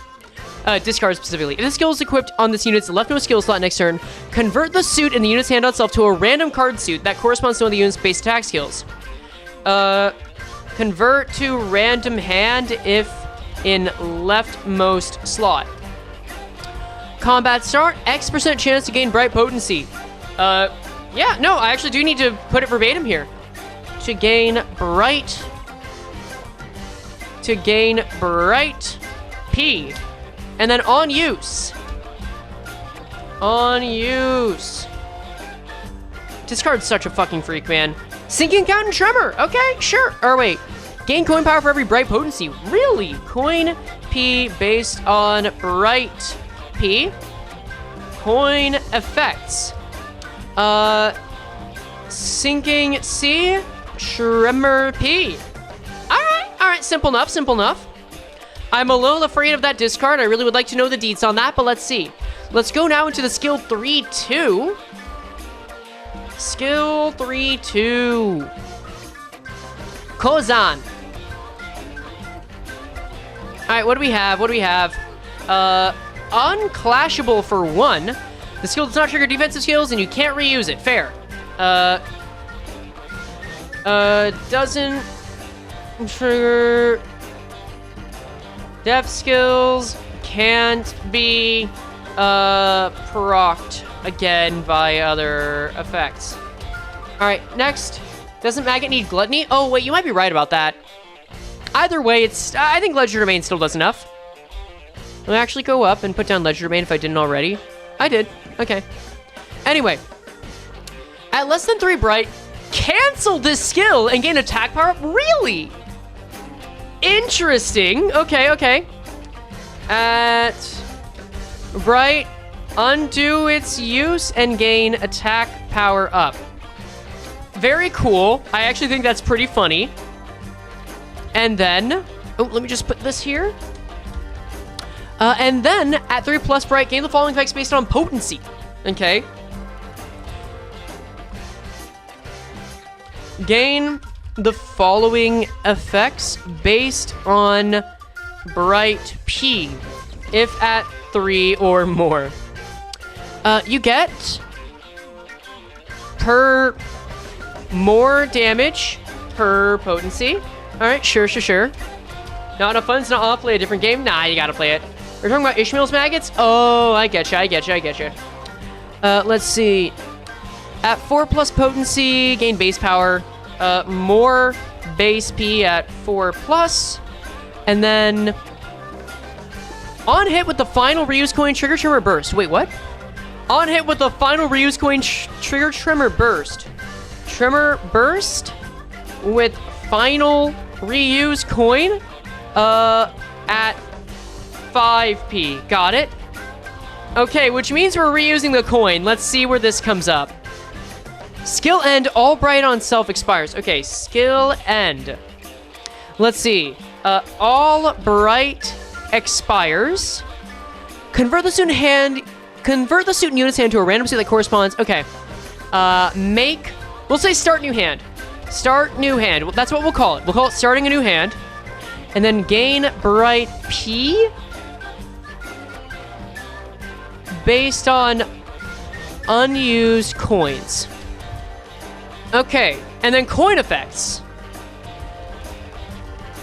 Equal to the number of coins that weren't used is very interesting. Yeah, it is kind of Balatro. We are having to make this work. Did the kit just release? Yes, it did. Yes, it did. About an hour ago, actually. Coin effects. Reuse coin bright P -1 times. Max 4 times. Very interesting, that. And then, Shrinking C, and then heads hit, def level down. We'll say on hit. And then heads hit. So we can already see that this unit wants SP. Don't go into this with the low SP unit. Got it. As if it kills early? Maybe. That is a way to reload your hand. True. Okay, we've got the base idea. Oh, hello, Tremor Decay. Nice to see you back for more defense level down shenanigans. All right, let's go into skill 3-1, because this is not a conversion skill 3-2. This is an additional skill 3-2. So the skill 3 should still be good. 3-1. Let's see what you get. Let's see what you've got. No, do not. Okay, I'll zoom out on this one. We'll just move this over. Oh, that's how you work? Okay, well. Is that good? No, that's not good. We'll actually zoom in all the more then. And then do this. I'll just shrink this instead. That's fine, that's fine. You guys can already read this instead. It's okay. You don't need to see my notes. Not as much. Okay, so this is just base. More damage based on bright potency. More damage up based on bright P. Cool. Not P/C, just P. On use. If the other skill is the same skill slot. Whoa, wait, what? If the other skill in the same skill slot is a different skill, discard that skill. Interesting. Okay, I'd kind of fuck with it. So basically, if you don't have 2 skill 3s in the same slot, which by the way is only possible with discard it. Okay. Jeong office is associated with the UV Association, yes. Hold on, water.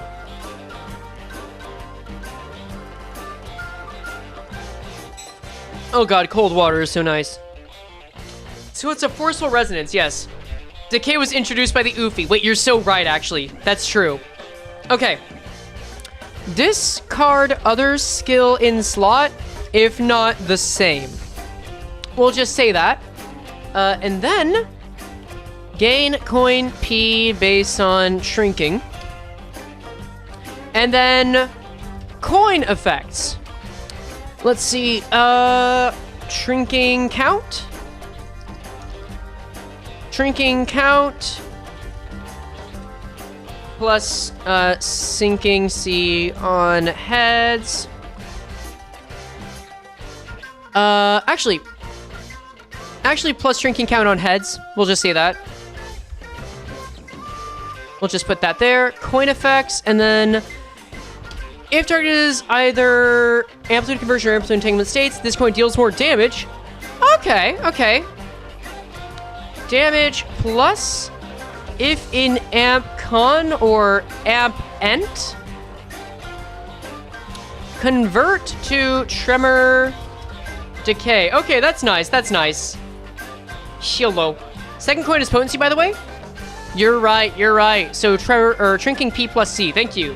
P/C. This is true. All right.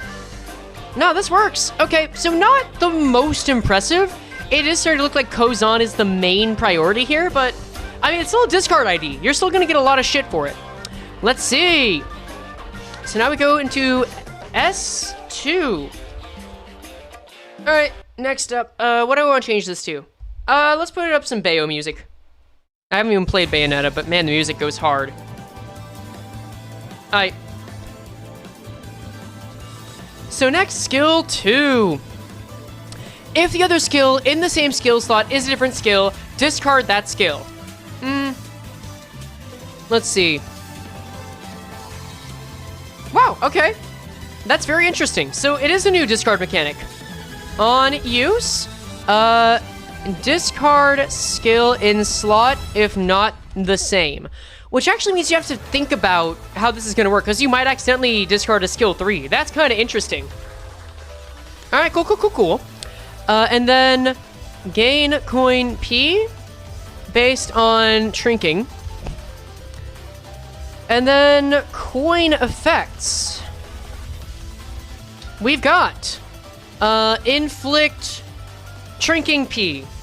Shrinking P. Plus more on Hez, and then gain or heal SP. I do like a heal SP effect on a skill too, not gonna lie. That is just kind of nice. That's kind of nice for scaling. That's kind of juicy. Hope you can still use the discard defense mechanic. I think so. I don't see a reason why you wouldn't be able to. Yeah, I don't see why you wouldn't be able to. I could be wrong, but I think it still works. Skill 1. All right, let's see. Kind of go the Diechi strats. Diechi strats are kind of out there. Yeah, Diechi strats would work. I'm gonna look into it anyway. Skill 1. On use effects. Or let's just say on use. If other skills game. Wait. Oh, if it's a different skill. Okay, I was gonna say, wait, why would you discard it if it's the same skill? But no, it's the same as the others. Discard other skill in slot. Slot if not the same. And then gain coin P based on shrinking. All right, and then coin effects. It's all count. Okay. Shrinking count more if heads. Okay. Wow, we are already done looking into the skills. I'm kind of surprised. I thought this might take a little longer. I know, kind of simple. Simpler than I thought. Maybe there's more depth than I'm seeing. Maybe there is more depth. Okay, you know, I'll be right back. I'm gonna get some fruit. I'm gonna get some fruit and chew on this. I'll be back in like 20 seconds. I swear Bayonetta music, you better not get this demonetized. Or, you know what? Fuck it. Just chance it.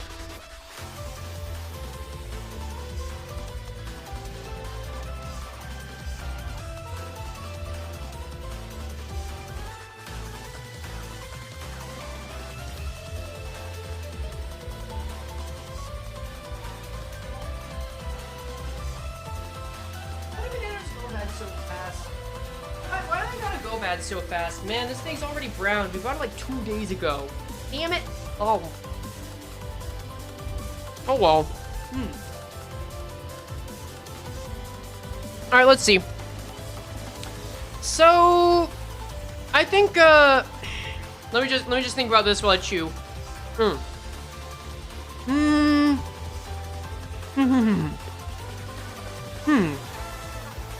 I mean, it's nice that the hands by default will give base power.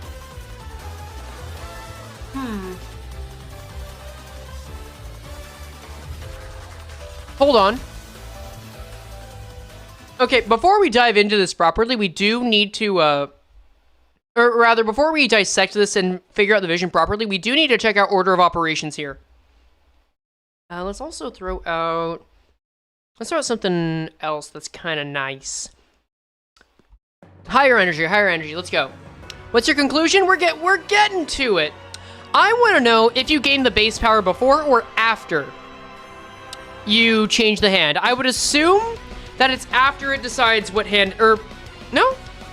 Yeah, I assume it's after it decides what hand is in there. When this unit uses a base attack skill or an e.g.o skill from its leftmost skill slot, activate the following. Next turn, convert the hand on self to one corresponding to the skill's affinity. Okay, hold up. So hear me out. Let's say you have Pine Crane Suit, the skill 1 base power, and you use the skill 2, right? So next turn, you would convert your Pine Crane Suit into a Suzuki Grass Suit. But you're using a skill 2 this turn. So you're still using the Pine Crane Suit, which means you do not get the additional base power. It does not change the hand instantly. So you really are incentivized to reuse hands. So these hands are useless unless you double them up. You have to double them up. Basically, nothing happens if you don't double them up. Everything is also surrounding Bright. You gain offense level up. Let's just start off by saying that the ID, the vision. The ID lives and dies based on Bright and forming a hand. Because let's see how many different things are affected by Bright. So Bright will affect offense level up. Bright will also affect Kozan. Is that it? It'll also affect the damage of the skill 3. So Bright will affect... Bright affects offense level. Was it offense? It was offense level up. That makes more sense. Offense level up. Oh my god, Kirbyyosh, hello! Thank you for the 5 gift memberships. People are gonna appreciate that this weekend. That's very sweet of you. You can use e.g.o to stack hands. This is true. This is true. I'll make sure to mention that here. Here, you can use e.g.o to stack hands. I'll keep that in mind because you'll want to use either Wrath, Sloth, or Gloom. Any Rupture ID? No Rupture ID. Very sweet of you. Again, Kirbyyosh. Affects that. S3 1 damage and S3 2 use. So here's my next question. How often can you use the skill 3-2? Do you gain Bright? You do. You can gain Bright. If the skill... Okay, wait. Hold up. Is the beacon for you? Damn, nah. Not yet. Although I do like that idea of time zones. So how do you gain Bright? How do you gain Bright? Did we ever review Gregor? We did. I will flash up the vision board for him right now. I don't think it's going to make a lot of sense to you without the context, but that's what the video is for, because very strong chance one's going to come out on this one. I'm getting help with it. No problem. Get a screenshot in 3, 2, 1. Okay, we're done. How do you gain Bright? We need to check on how you gain Bright, because potency's base 0, max 5.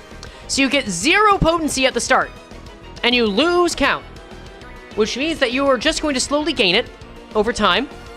Also, I think I made a mistake in my notes on Bright. Let me just go back here.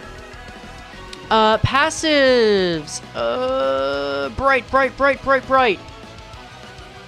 Max 5, base 0. There we go. That's important knowledge.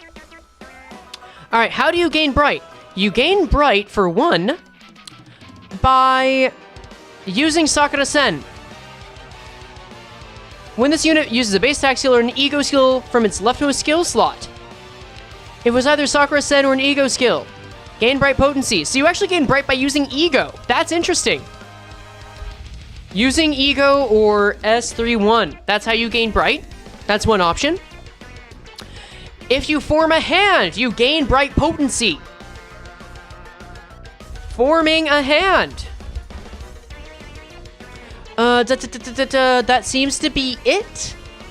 So, Bright lives or dies by using e.g.o, skill 3-1, or forming a hand. Got it. And then, what happens next? No, for turn 2, you need to use e.g.o? I'm gonna assume that's to someone in chat. You have to get lucky or have a lot of e.g.o skills ready for use. I mean, I guess. Either way, it depends on how much Bright you gain. Is there any other way to gain Bright? No? There's a chance, actually. There's a chance on here. Percent chance on counter use. Okay, here we go. Hey, Angela! Hope you're doing well, too. It's good to see you. We're looking at Gambler Ishmael. It's been a good time. How you doing? You know, if all the artists gain bright, she's basically an index ID. You're not wrong. All right, let's see. So, I think we can already see how this ID can be ruined. If the means to gain bright don't give a lot. Let's move away from this. Let's go to... I like Colress, so Colress is fine. Actually, I like the gambling idea. Dude, the Koi Koi idea is so cool. Like, in concept, this is gonna be a lot of fun. You want bright with defense? Yeah. Grace of Prescripts. It is basically Grace of Prescripts. This is kind of an index idea if you think about it. This kind of works like an index ID. Actually, you can also gain bright by... I guess, gain bright by using the S3-2. Can only use it if you already have 3+ bright. Okay. So, okay, if I think about it, you start with 0 bright. That is the idea. You start with 0, and then you gain bright at least on turn 2. You must wait at least until turn 2 to gain bright. Which means that at turn start, you're gonna lose the count. Now, does turn start include the first turn? I would assume no. I would assume it does not include the first turn. Because I would assume that you are gaining it at base. Because then your base would become 2. So, I'm just thinking this through. I don't want to put stuff on the vision board just yet.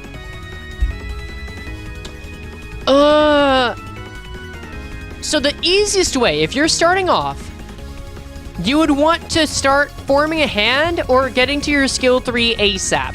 That's how I would try to get bright. Or I could actually, wait a second, maybe I'm wrong. Or actually I would use the defense skill. If I don't have skill 3, I might just use the defense skill. Yeah. So the vision, okay. I see a vision here. You also want to build SP. Wait, SP is also kind of important for this ID. Hold up. How important is SP? SP also seems important with heads hits. Like, do we want to get that at the same time as Pride, or is that just other info? Hope the video comes out soon. It'll probably come out tomorrow night. That's about it. You said that you go for 3 Bright. Okay, wait, I'm seeing what you're saying. To get max skill 3-2 on the second turn, you need to either get both her skill 3 and her hand to be on skill 3. Use the corresponding e.g.o skill on her given hand to get 2 Bright. Here's the question. Do we know that she even gets 2 Bright? I think it's a decently safe assumption to say that she gets Bright. Thank you for subscribing, by the way. I feel like it is reasonable to assume that when forming a hand, she would get 2 Bright. I feel like that is reasonable. And she would get 1 from Sakura Sen. And e.g.o skill, because that's more splashable, right? So that would get you to 3. I think that's reasonable. It says she gets extra Bright. She forms hand in succession. Wait. Oh, you're right. Wait, you're so right. Wait, okay. That changes things. You're right. Extra Bright in forming a hand in succession. Wait, you're so right on that. 2 more seasons and we'll get a Mahjong ID. Trust? Dude, we'll get to see who Merceau is playing with in his Blade Lineage ID. e.g.o steals give 1, forming a hand gives 1. Are we sure about that? I know that it doesn't have X. I know it doesn't say X, but that doesn't necessarily mean 1.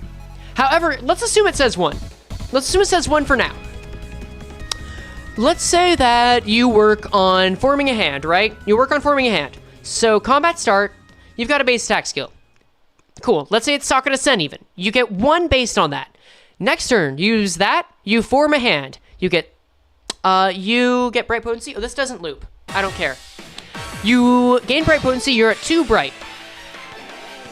If skill affinities matches the affinity on current hand's description of this forming hand, gain Bright Potency.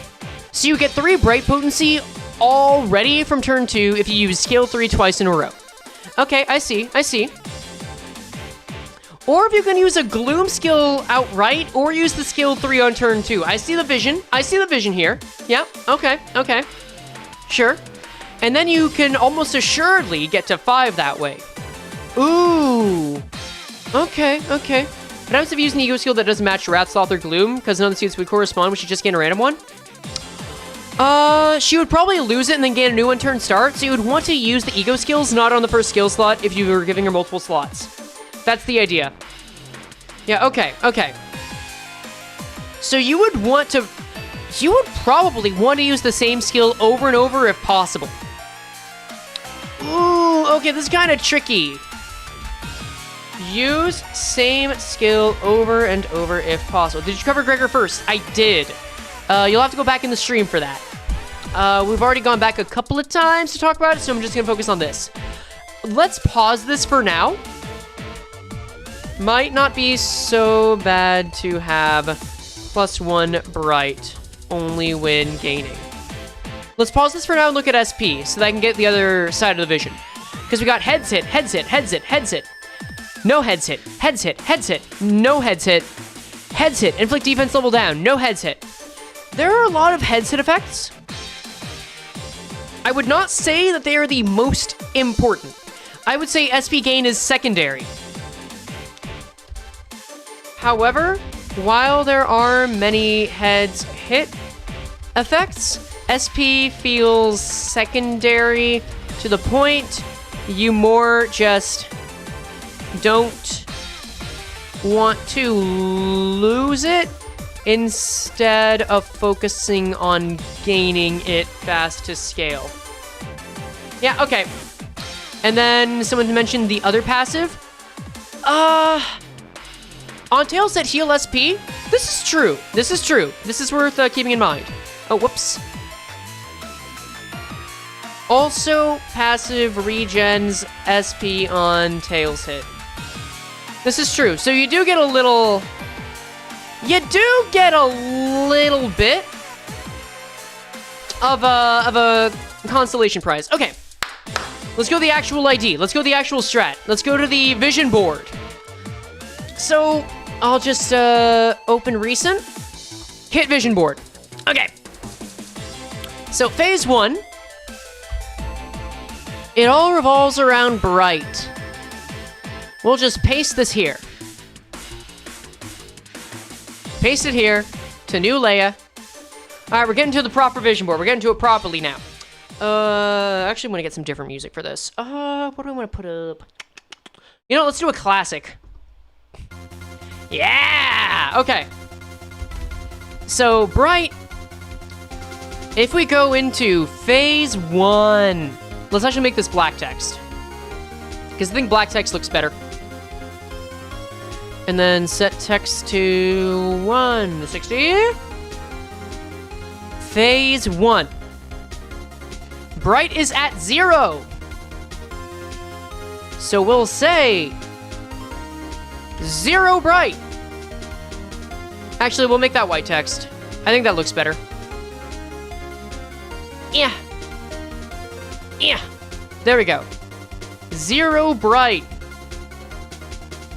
All right. So then what do you do to gain bright? You're going to want, ideally, actually should shrink, whatever.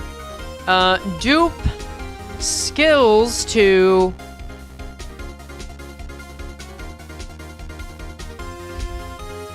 let's see if I can just get a cheeky screenshot.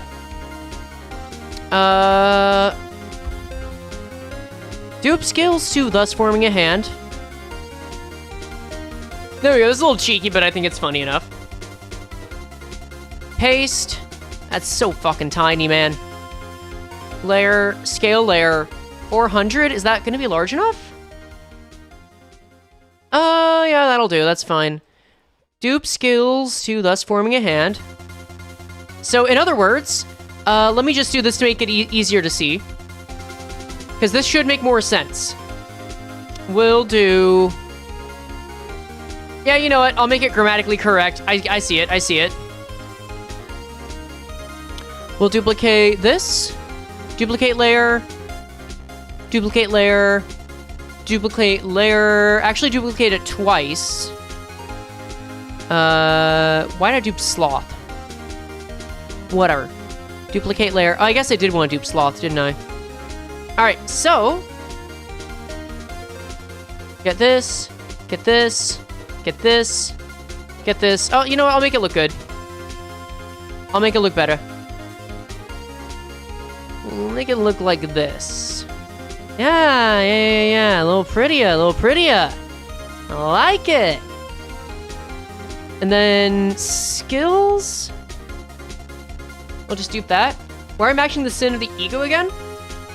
That's just an extra option. The thing is, there are a few ways this could work out, which kind of fucks with my vision board idea, but that's okay. That's not a huge issue. We'll just go for generalists right now, and I might make a second vision board if need be. Okay. So skill 1, skill 2, skill 3, and then that will build bright. Now, do I want to say that phase 2 is getting more bright? Like, if you're at 3? I'd say so. I'd say so. This way you can... This makes bright. Hold up. Ah! Please! Please! No, get back here! Get out of here! Sorry, sometimes GIMP can be a little unwieldy. That's why people still use Photoshop too. We'll say 96. Also, I should put up the counter. Let's put the counter up there as well, because I think the counter is one you would actually want to consider using. So we'll do this. It's a little messy. It's a little messy, but it gets the idea across. We'll do this, and then put this up, or then we'll move this down. Yeah, there we go. So you duplicate your skills in order to form a hand, and that makes bright. And that makes bright. So, what does the ID lack so far? I mean, it's definitely win rateable. I'd say if anything, it lacks... What does it lack? That's a good question, actually. It lacks a lot of great looping. I'd say this ID probably doesn't get more powerful on looping based on others, or in comparison to others, but that might not be a problem. Either way, let's go into phase 2. Phase 2 means you get, if I duplicate the bright, a useful skill 2. No, the skill 2 is fine. I'd say the skill 2 is good for maintaining SP. I'd say that's fine. It's not the best, but it's not the worst. Let's see. Pasted layer, what are you? You're there? Okay. Duplicate. Yeah, the cycle does look short if you use it well.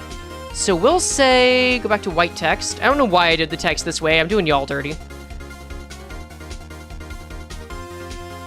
Does this ID actually only have 2 phases now that I think about it? Kinda does. I think I might just turn phase 3 into phase 1, but again. That's gonna be kind of funny. 3 to 5. We'll say 3 to 5 bright. And then, roughly 3 to 4 turns. This doesn't replace Molar? Molar Ishmael? Molar Ishmael. TBD. I would say if you need an evade, it doesn't. Because that evade is still unlocked pretty good. Either way, let me just go back to the skill. And then get Kozan. We're gonna copy and paste that. Oh, wrong one. Paste. Why is this so small? Oh, I guess the image is just large. That's right. That's what that is. Layer, scale, layer. We'll make this... No, it's still 130? Why? 400. That's actually a little too big. Layer, scale layer, 300. As better. And then extra skills, S32, duplicate layer, S32. Okay. And then let me go back to notes here. Senior now of count while having coach is a funny concept. Yeah. Yeah, congratulations on being a member. I didn't think I'd get this far. If we go here, then the point of having Bright is greater offense level up. So I guess I would want an offense level up, like, image.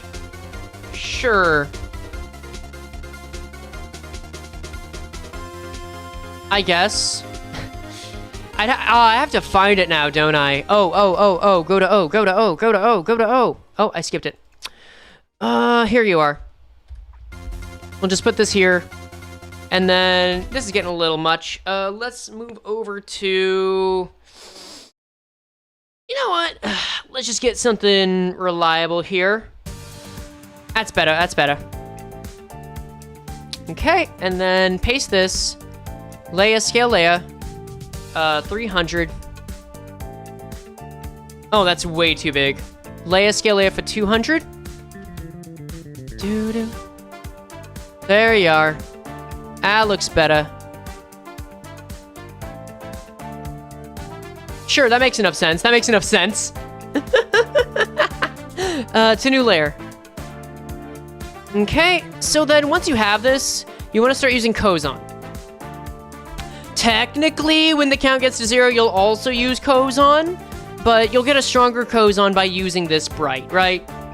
You kind of have to get to 3 to 5 Bright to use it. So then you want to do this, get your Bright up, use Kozon. I didn't really think past that. Let's see, does not trigger defense skills, never use. Gain attack power up, gain base power, reuse the coin, and then correspond to another random suit by resetting the hand and gain Bright again. Also, you just want to keep reusing it, don't you? Because then, if at skill end at 5 Bright potency or 0 Bright, use Kozon. Does this...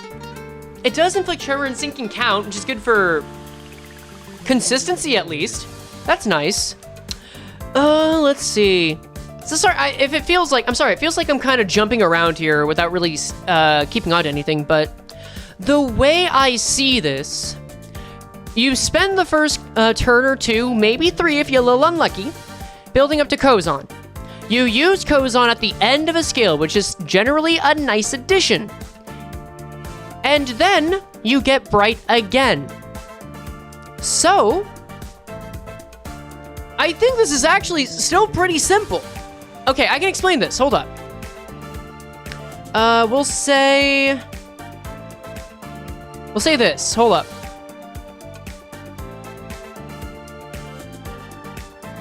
Use. And then phase 3. Wait, there is a phase 3 to this. They're just really fast succession. Hold up. Yeah.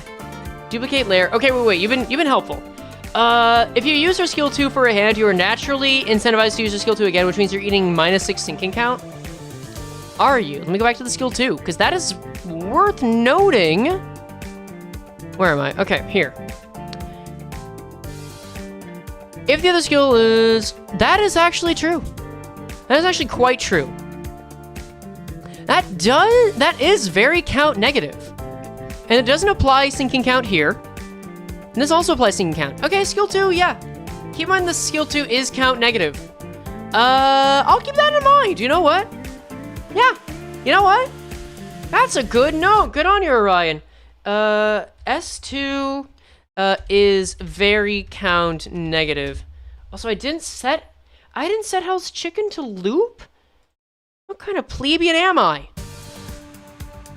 Is very count negative. Use accordingly. Yep, okay. No, that's true.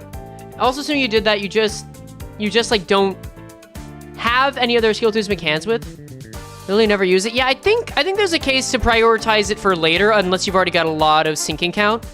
Like, MDs are gonna account for that, late game's gonna account for that, but like early game, Early game, You know what, I'll make an extra note of that later. Or I'll just put this off to the side so that it looks weird. Oh, you know what? No. I've got an idea. Here. Where's the skill 2? Where's the skill 2? Okay, skill 2 copy. It's this layer. Right, it's the higher layer? Yeah, it's this one. And then we'll throw it up with this sloth copy. Merge them down. Here, we'll have some fun with that. And then colors, hue saturation.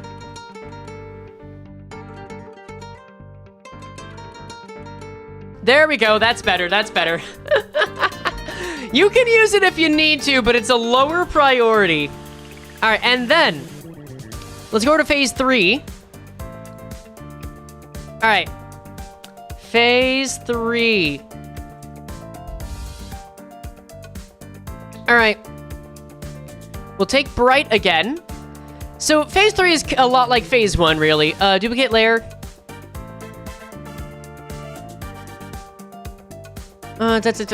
Phase 3. So you're probably just back at like 0 to 5. Reuse.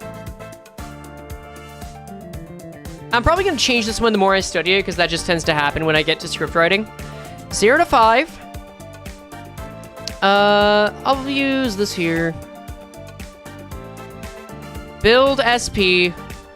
Like, it's funny to say that building SP is a later priority than something. That's handy. Okay. And then as you're building SP, you're going to loop around again. So I would say that you go from phases 2 to 3 repeatedly. I think that's it. So then build SP, and then honestly, just maintain hands in SP with extra co's on. Like, in phrasing, it feels way too simple. The overview is a lot simpler than it is in practice, so I guess I should explain it verbally better. So here's the idea. May I ask for some help? I mean, if you want to ask for help while you're playing in chat, go for it. I just might not answer specifically. So here's how this works. Let's just go to a new layer. I feel kind of bad because this is an idea that doesn't quite match how the vision board works, but oh well. And then, like, it's very simple, but also not very simple. So, okay. Here is the breakdown of the ID. Let me get you some serious music so that you know that I'm serious. Okay. Here's how the ID works. You want to get this funny little status called bright. How do you get bright? You are going to get bright either by using your skill 3-1, by using an e.g.o move, and you have a chance of getting bright if you use your counter. But the most reliable way for you to get bright is for you to use any of your skill 1, skill 2s, or skill 3s in rapid succession. So if you want to use the skill 1 twice in a row, that's good. Skill 2 twice in a row, that's good. Asterisk. Skill 3 twice in a row, that's good. So you do that, you get extra bright. All the more so if you use it 3 times in a row. And what you want is to get at least 3 bright. When you get 3 bright, you're going to use this unit's skill 3-2. When you use the skill 3-2, if you can wait to use it until you get 5 bright, then you'll get additional effects. This skill is a 1-coin skill that will use its coin several additional times after the use of one of your own skills. It does not clash. You do not have to worry about clashing with it. You do not have to worry about it taking a slot. It will just be used after you use one of your existing skills. So in theory, this means you could use a 3-coin skill 3 and then a 4-coin skill 3-2 for a total of 7 coins. So what does this do? It's just really powerful and can trigger Tremor Burst when it reuses coins. It also inflicts a lot of Tremor count and sinking count. So you could get at minimum 4 Tremor and sinking count on use, and on heads defense level down, which again, defense level down is pseudo-fragile.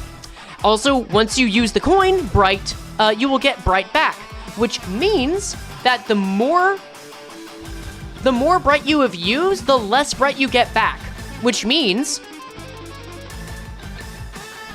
you will need to start building Bright again by duplicating the skills. Now, why is it?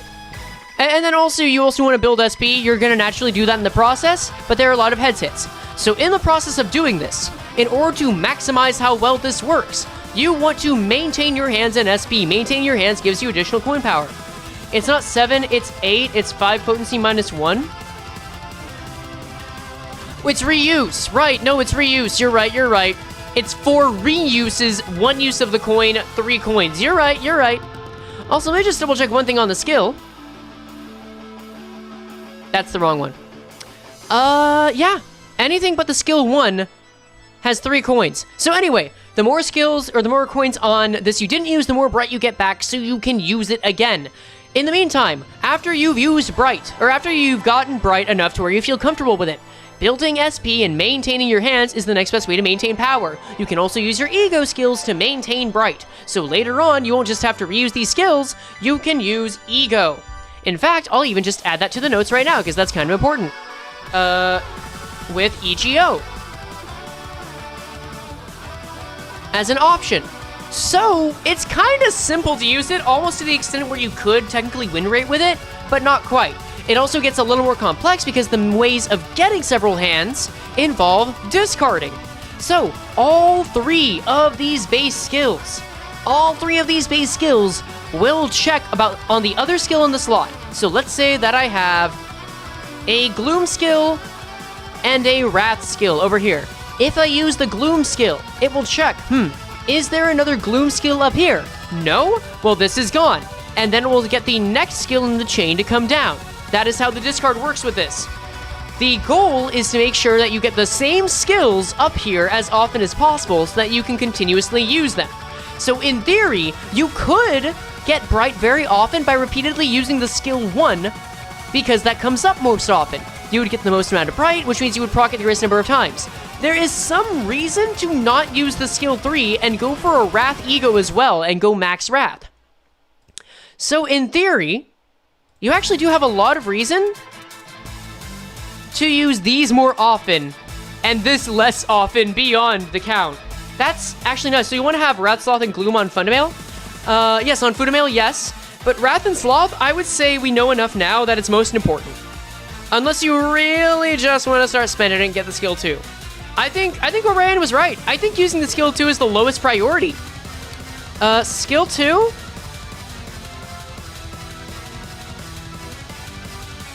We'll say worst option. Now I might change that if I find something new when researching and writing the script, but this feels pretty strong right now. Okay, and I think we've got it. All that remains question-wise for the document is 2 questions. How could this be ruined? Honestly, Bright only applying in 1. Bright only applying 1 potency is fine, but if anything gives 2, it could be cracked. Now hold on, one other thing. Let's consider... I don't know, I just forgot what I was gonna say.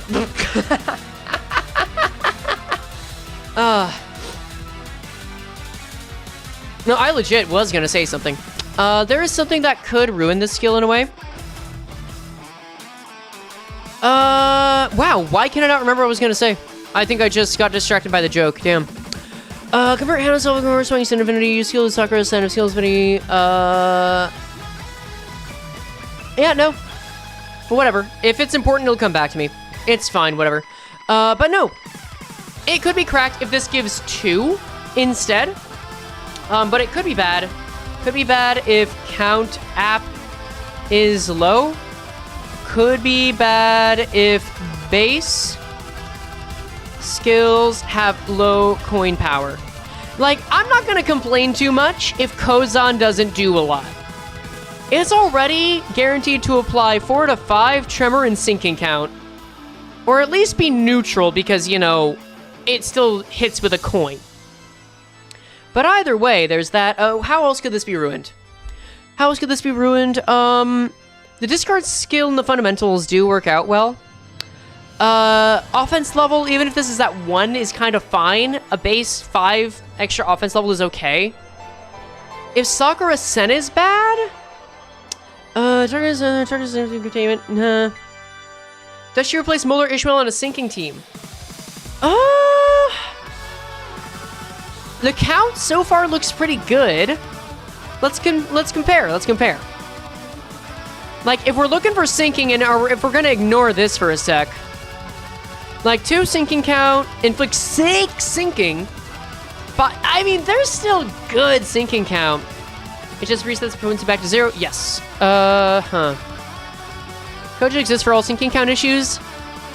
Like, I don't know, man. This is still solid sinking count. I think it's gonna be based on clash power, if anything. I think clash power and passives are gonna be the main deal. Tell bad because it's a Walp ID. This is true. They tend to want those to clash. Also, Molar passive. I think this passive is gonna be overall kind of better. Let's see. Both her Zayn, e.g.o, or Gloom. This is also true. I honestly see so many more ways for her to be ruined, but the worst thing for her is skill 3 being Gloom. You can only use her skill e.g.o and gain Bright if you discard her skill 3 or double slaughter. No, I think Ricardo has a point. Let's go to Ishmael's e.g.o. Like, she has 4 different Gloom e.g.o. Like, 3 of her 4 slots can be Gloom if she wants it to be. That's just easy. Wrath can also be set up pretty well. I'm seeing a good Wrath angle. I don't see any reason to not run Christmas Nightmare, by the way. I guess if you really want to run the Wrath angle with Ardor Blossom Star, which is a good clasher. This really does want Christmas Nightmare, though. It would make me sad. It would make me sad to not use this. But Ardor Blossom does have that good clash power. I'm sure I'll find more reasons this could be ruined later on. I'm weirdly optimistic about it. I'm still looking. I mean, yeah, if the count application's bad, that's true.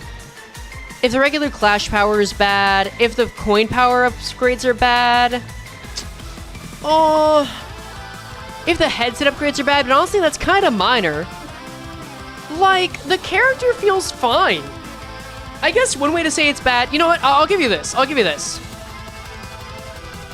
If you don't have enough of Ishmael's e.g.o to make forming a hand consistent, that actually is bad. That actually could make it significantly worse. But like, here's the thing. When I say how could this be ruined, I'm thinking, what are the unknowns that if they're high or low enough could ruin this? A lot of what we've gotten is fundamentals. A lot of what we've gotten is instructions on how to play the ID. So outside of the standard stuff like clash power, standard stuff like, you know, count, like this is less winning. Discard gives you so much more control, or I'm sorry, this is less gambling, more winning, like they're saying.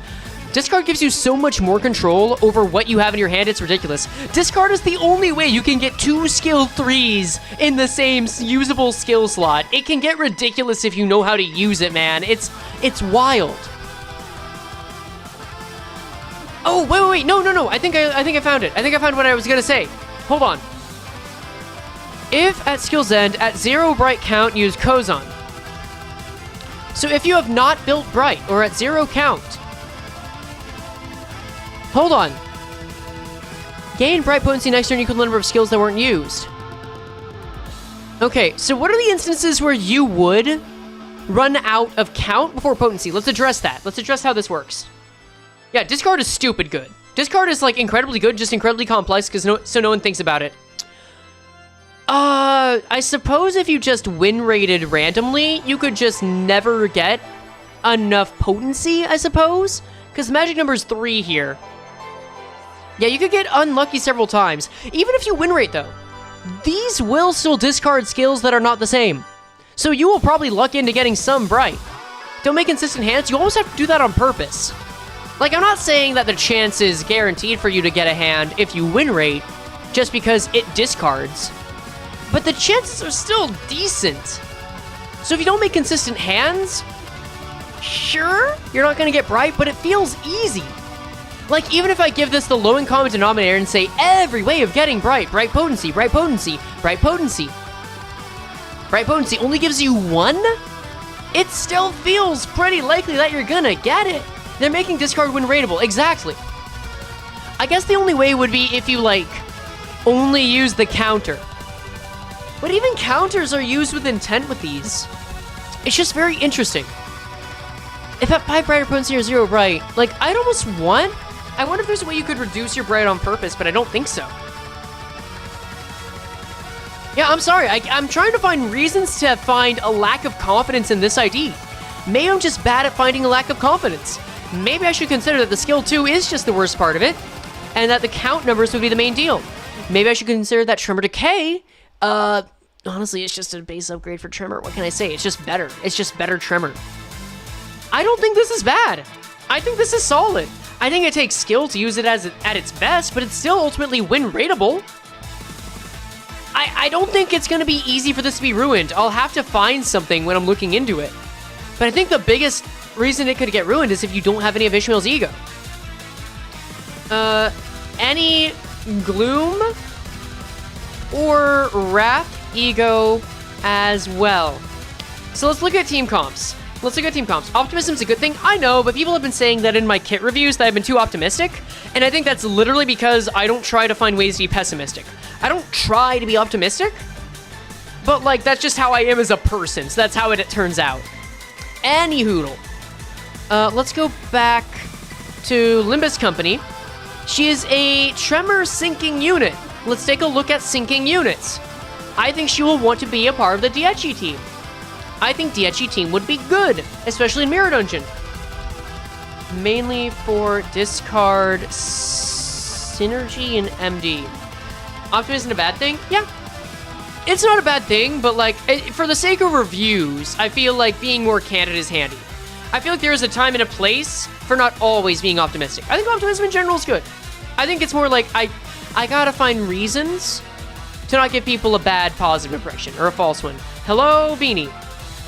So you're guaranteed to have a gloomy e.g.o, and one is guaranteed. This is true. What else? Wuthering Heights?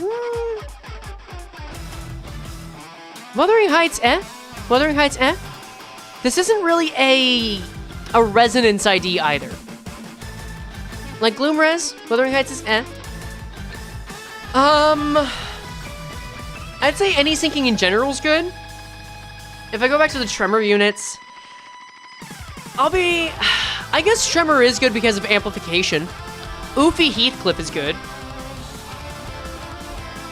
We can consider Oofy Heath.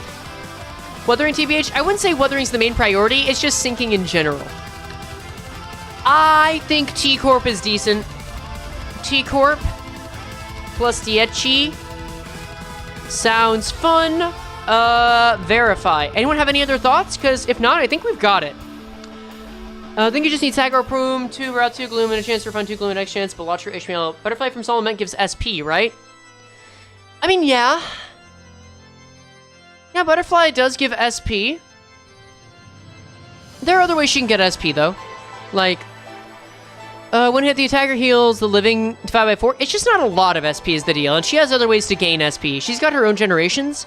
She also has, I think this is HP regen, but still.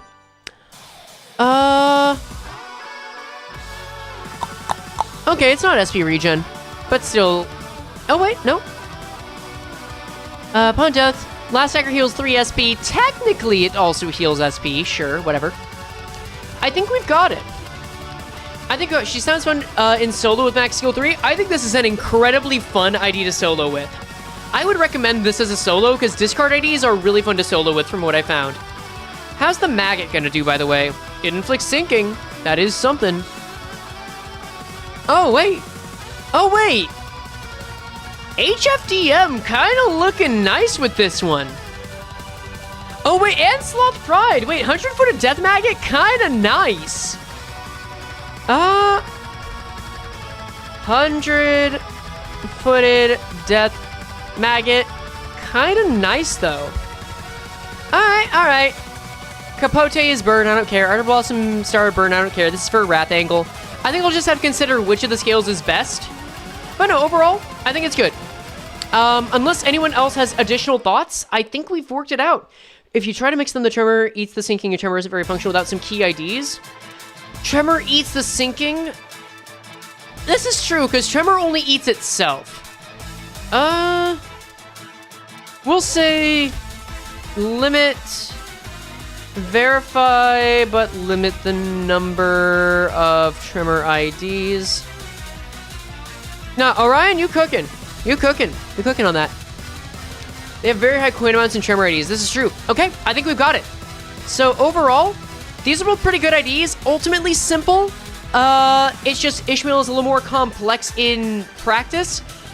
Gregor, you just want to apply open wound as much as possible. Let that upgrade.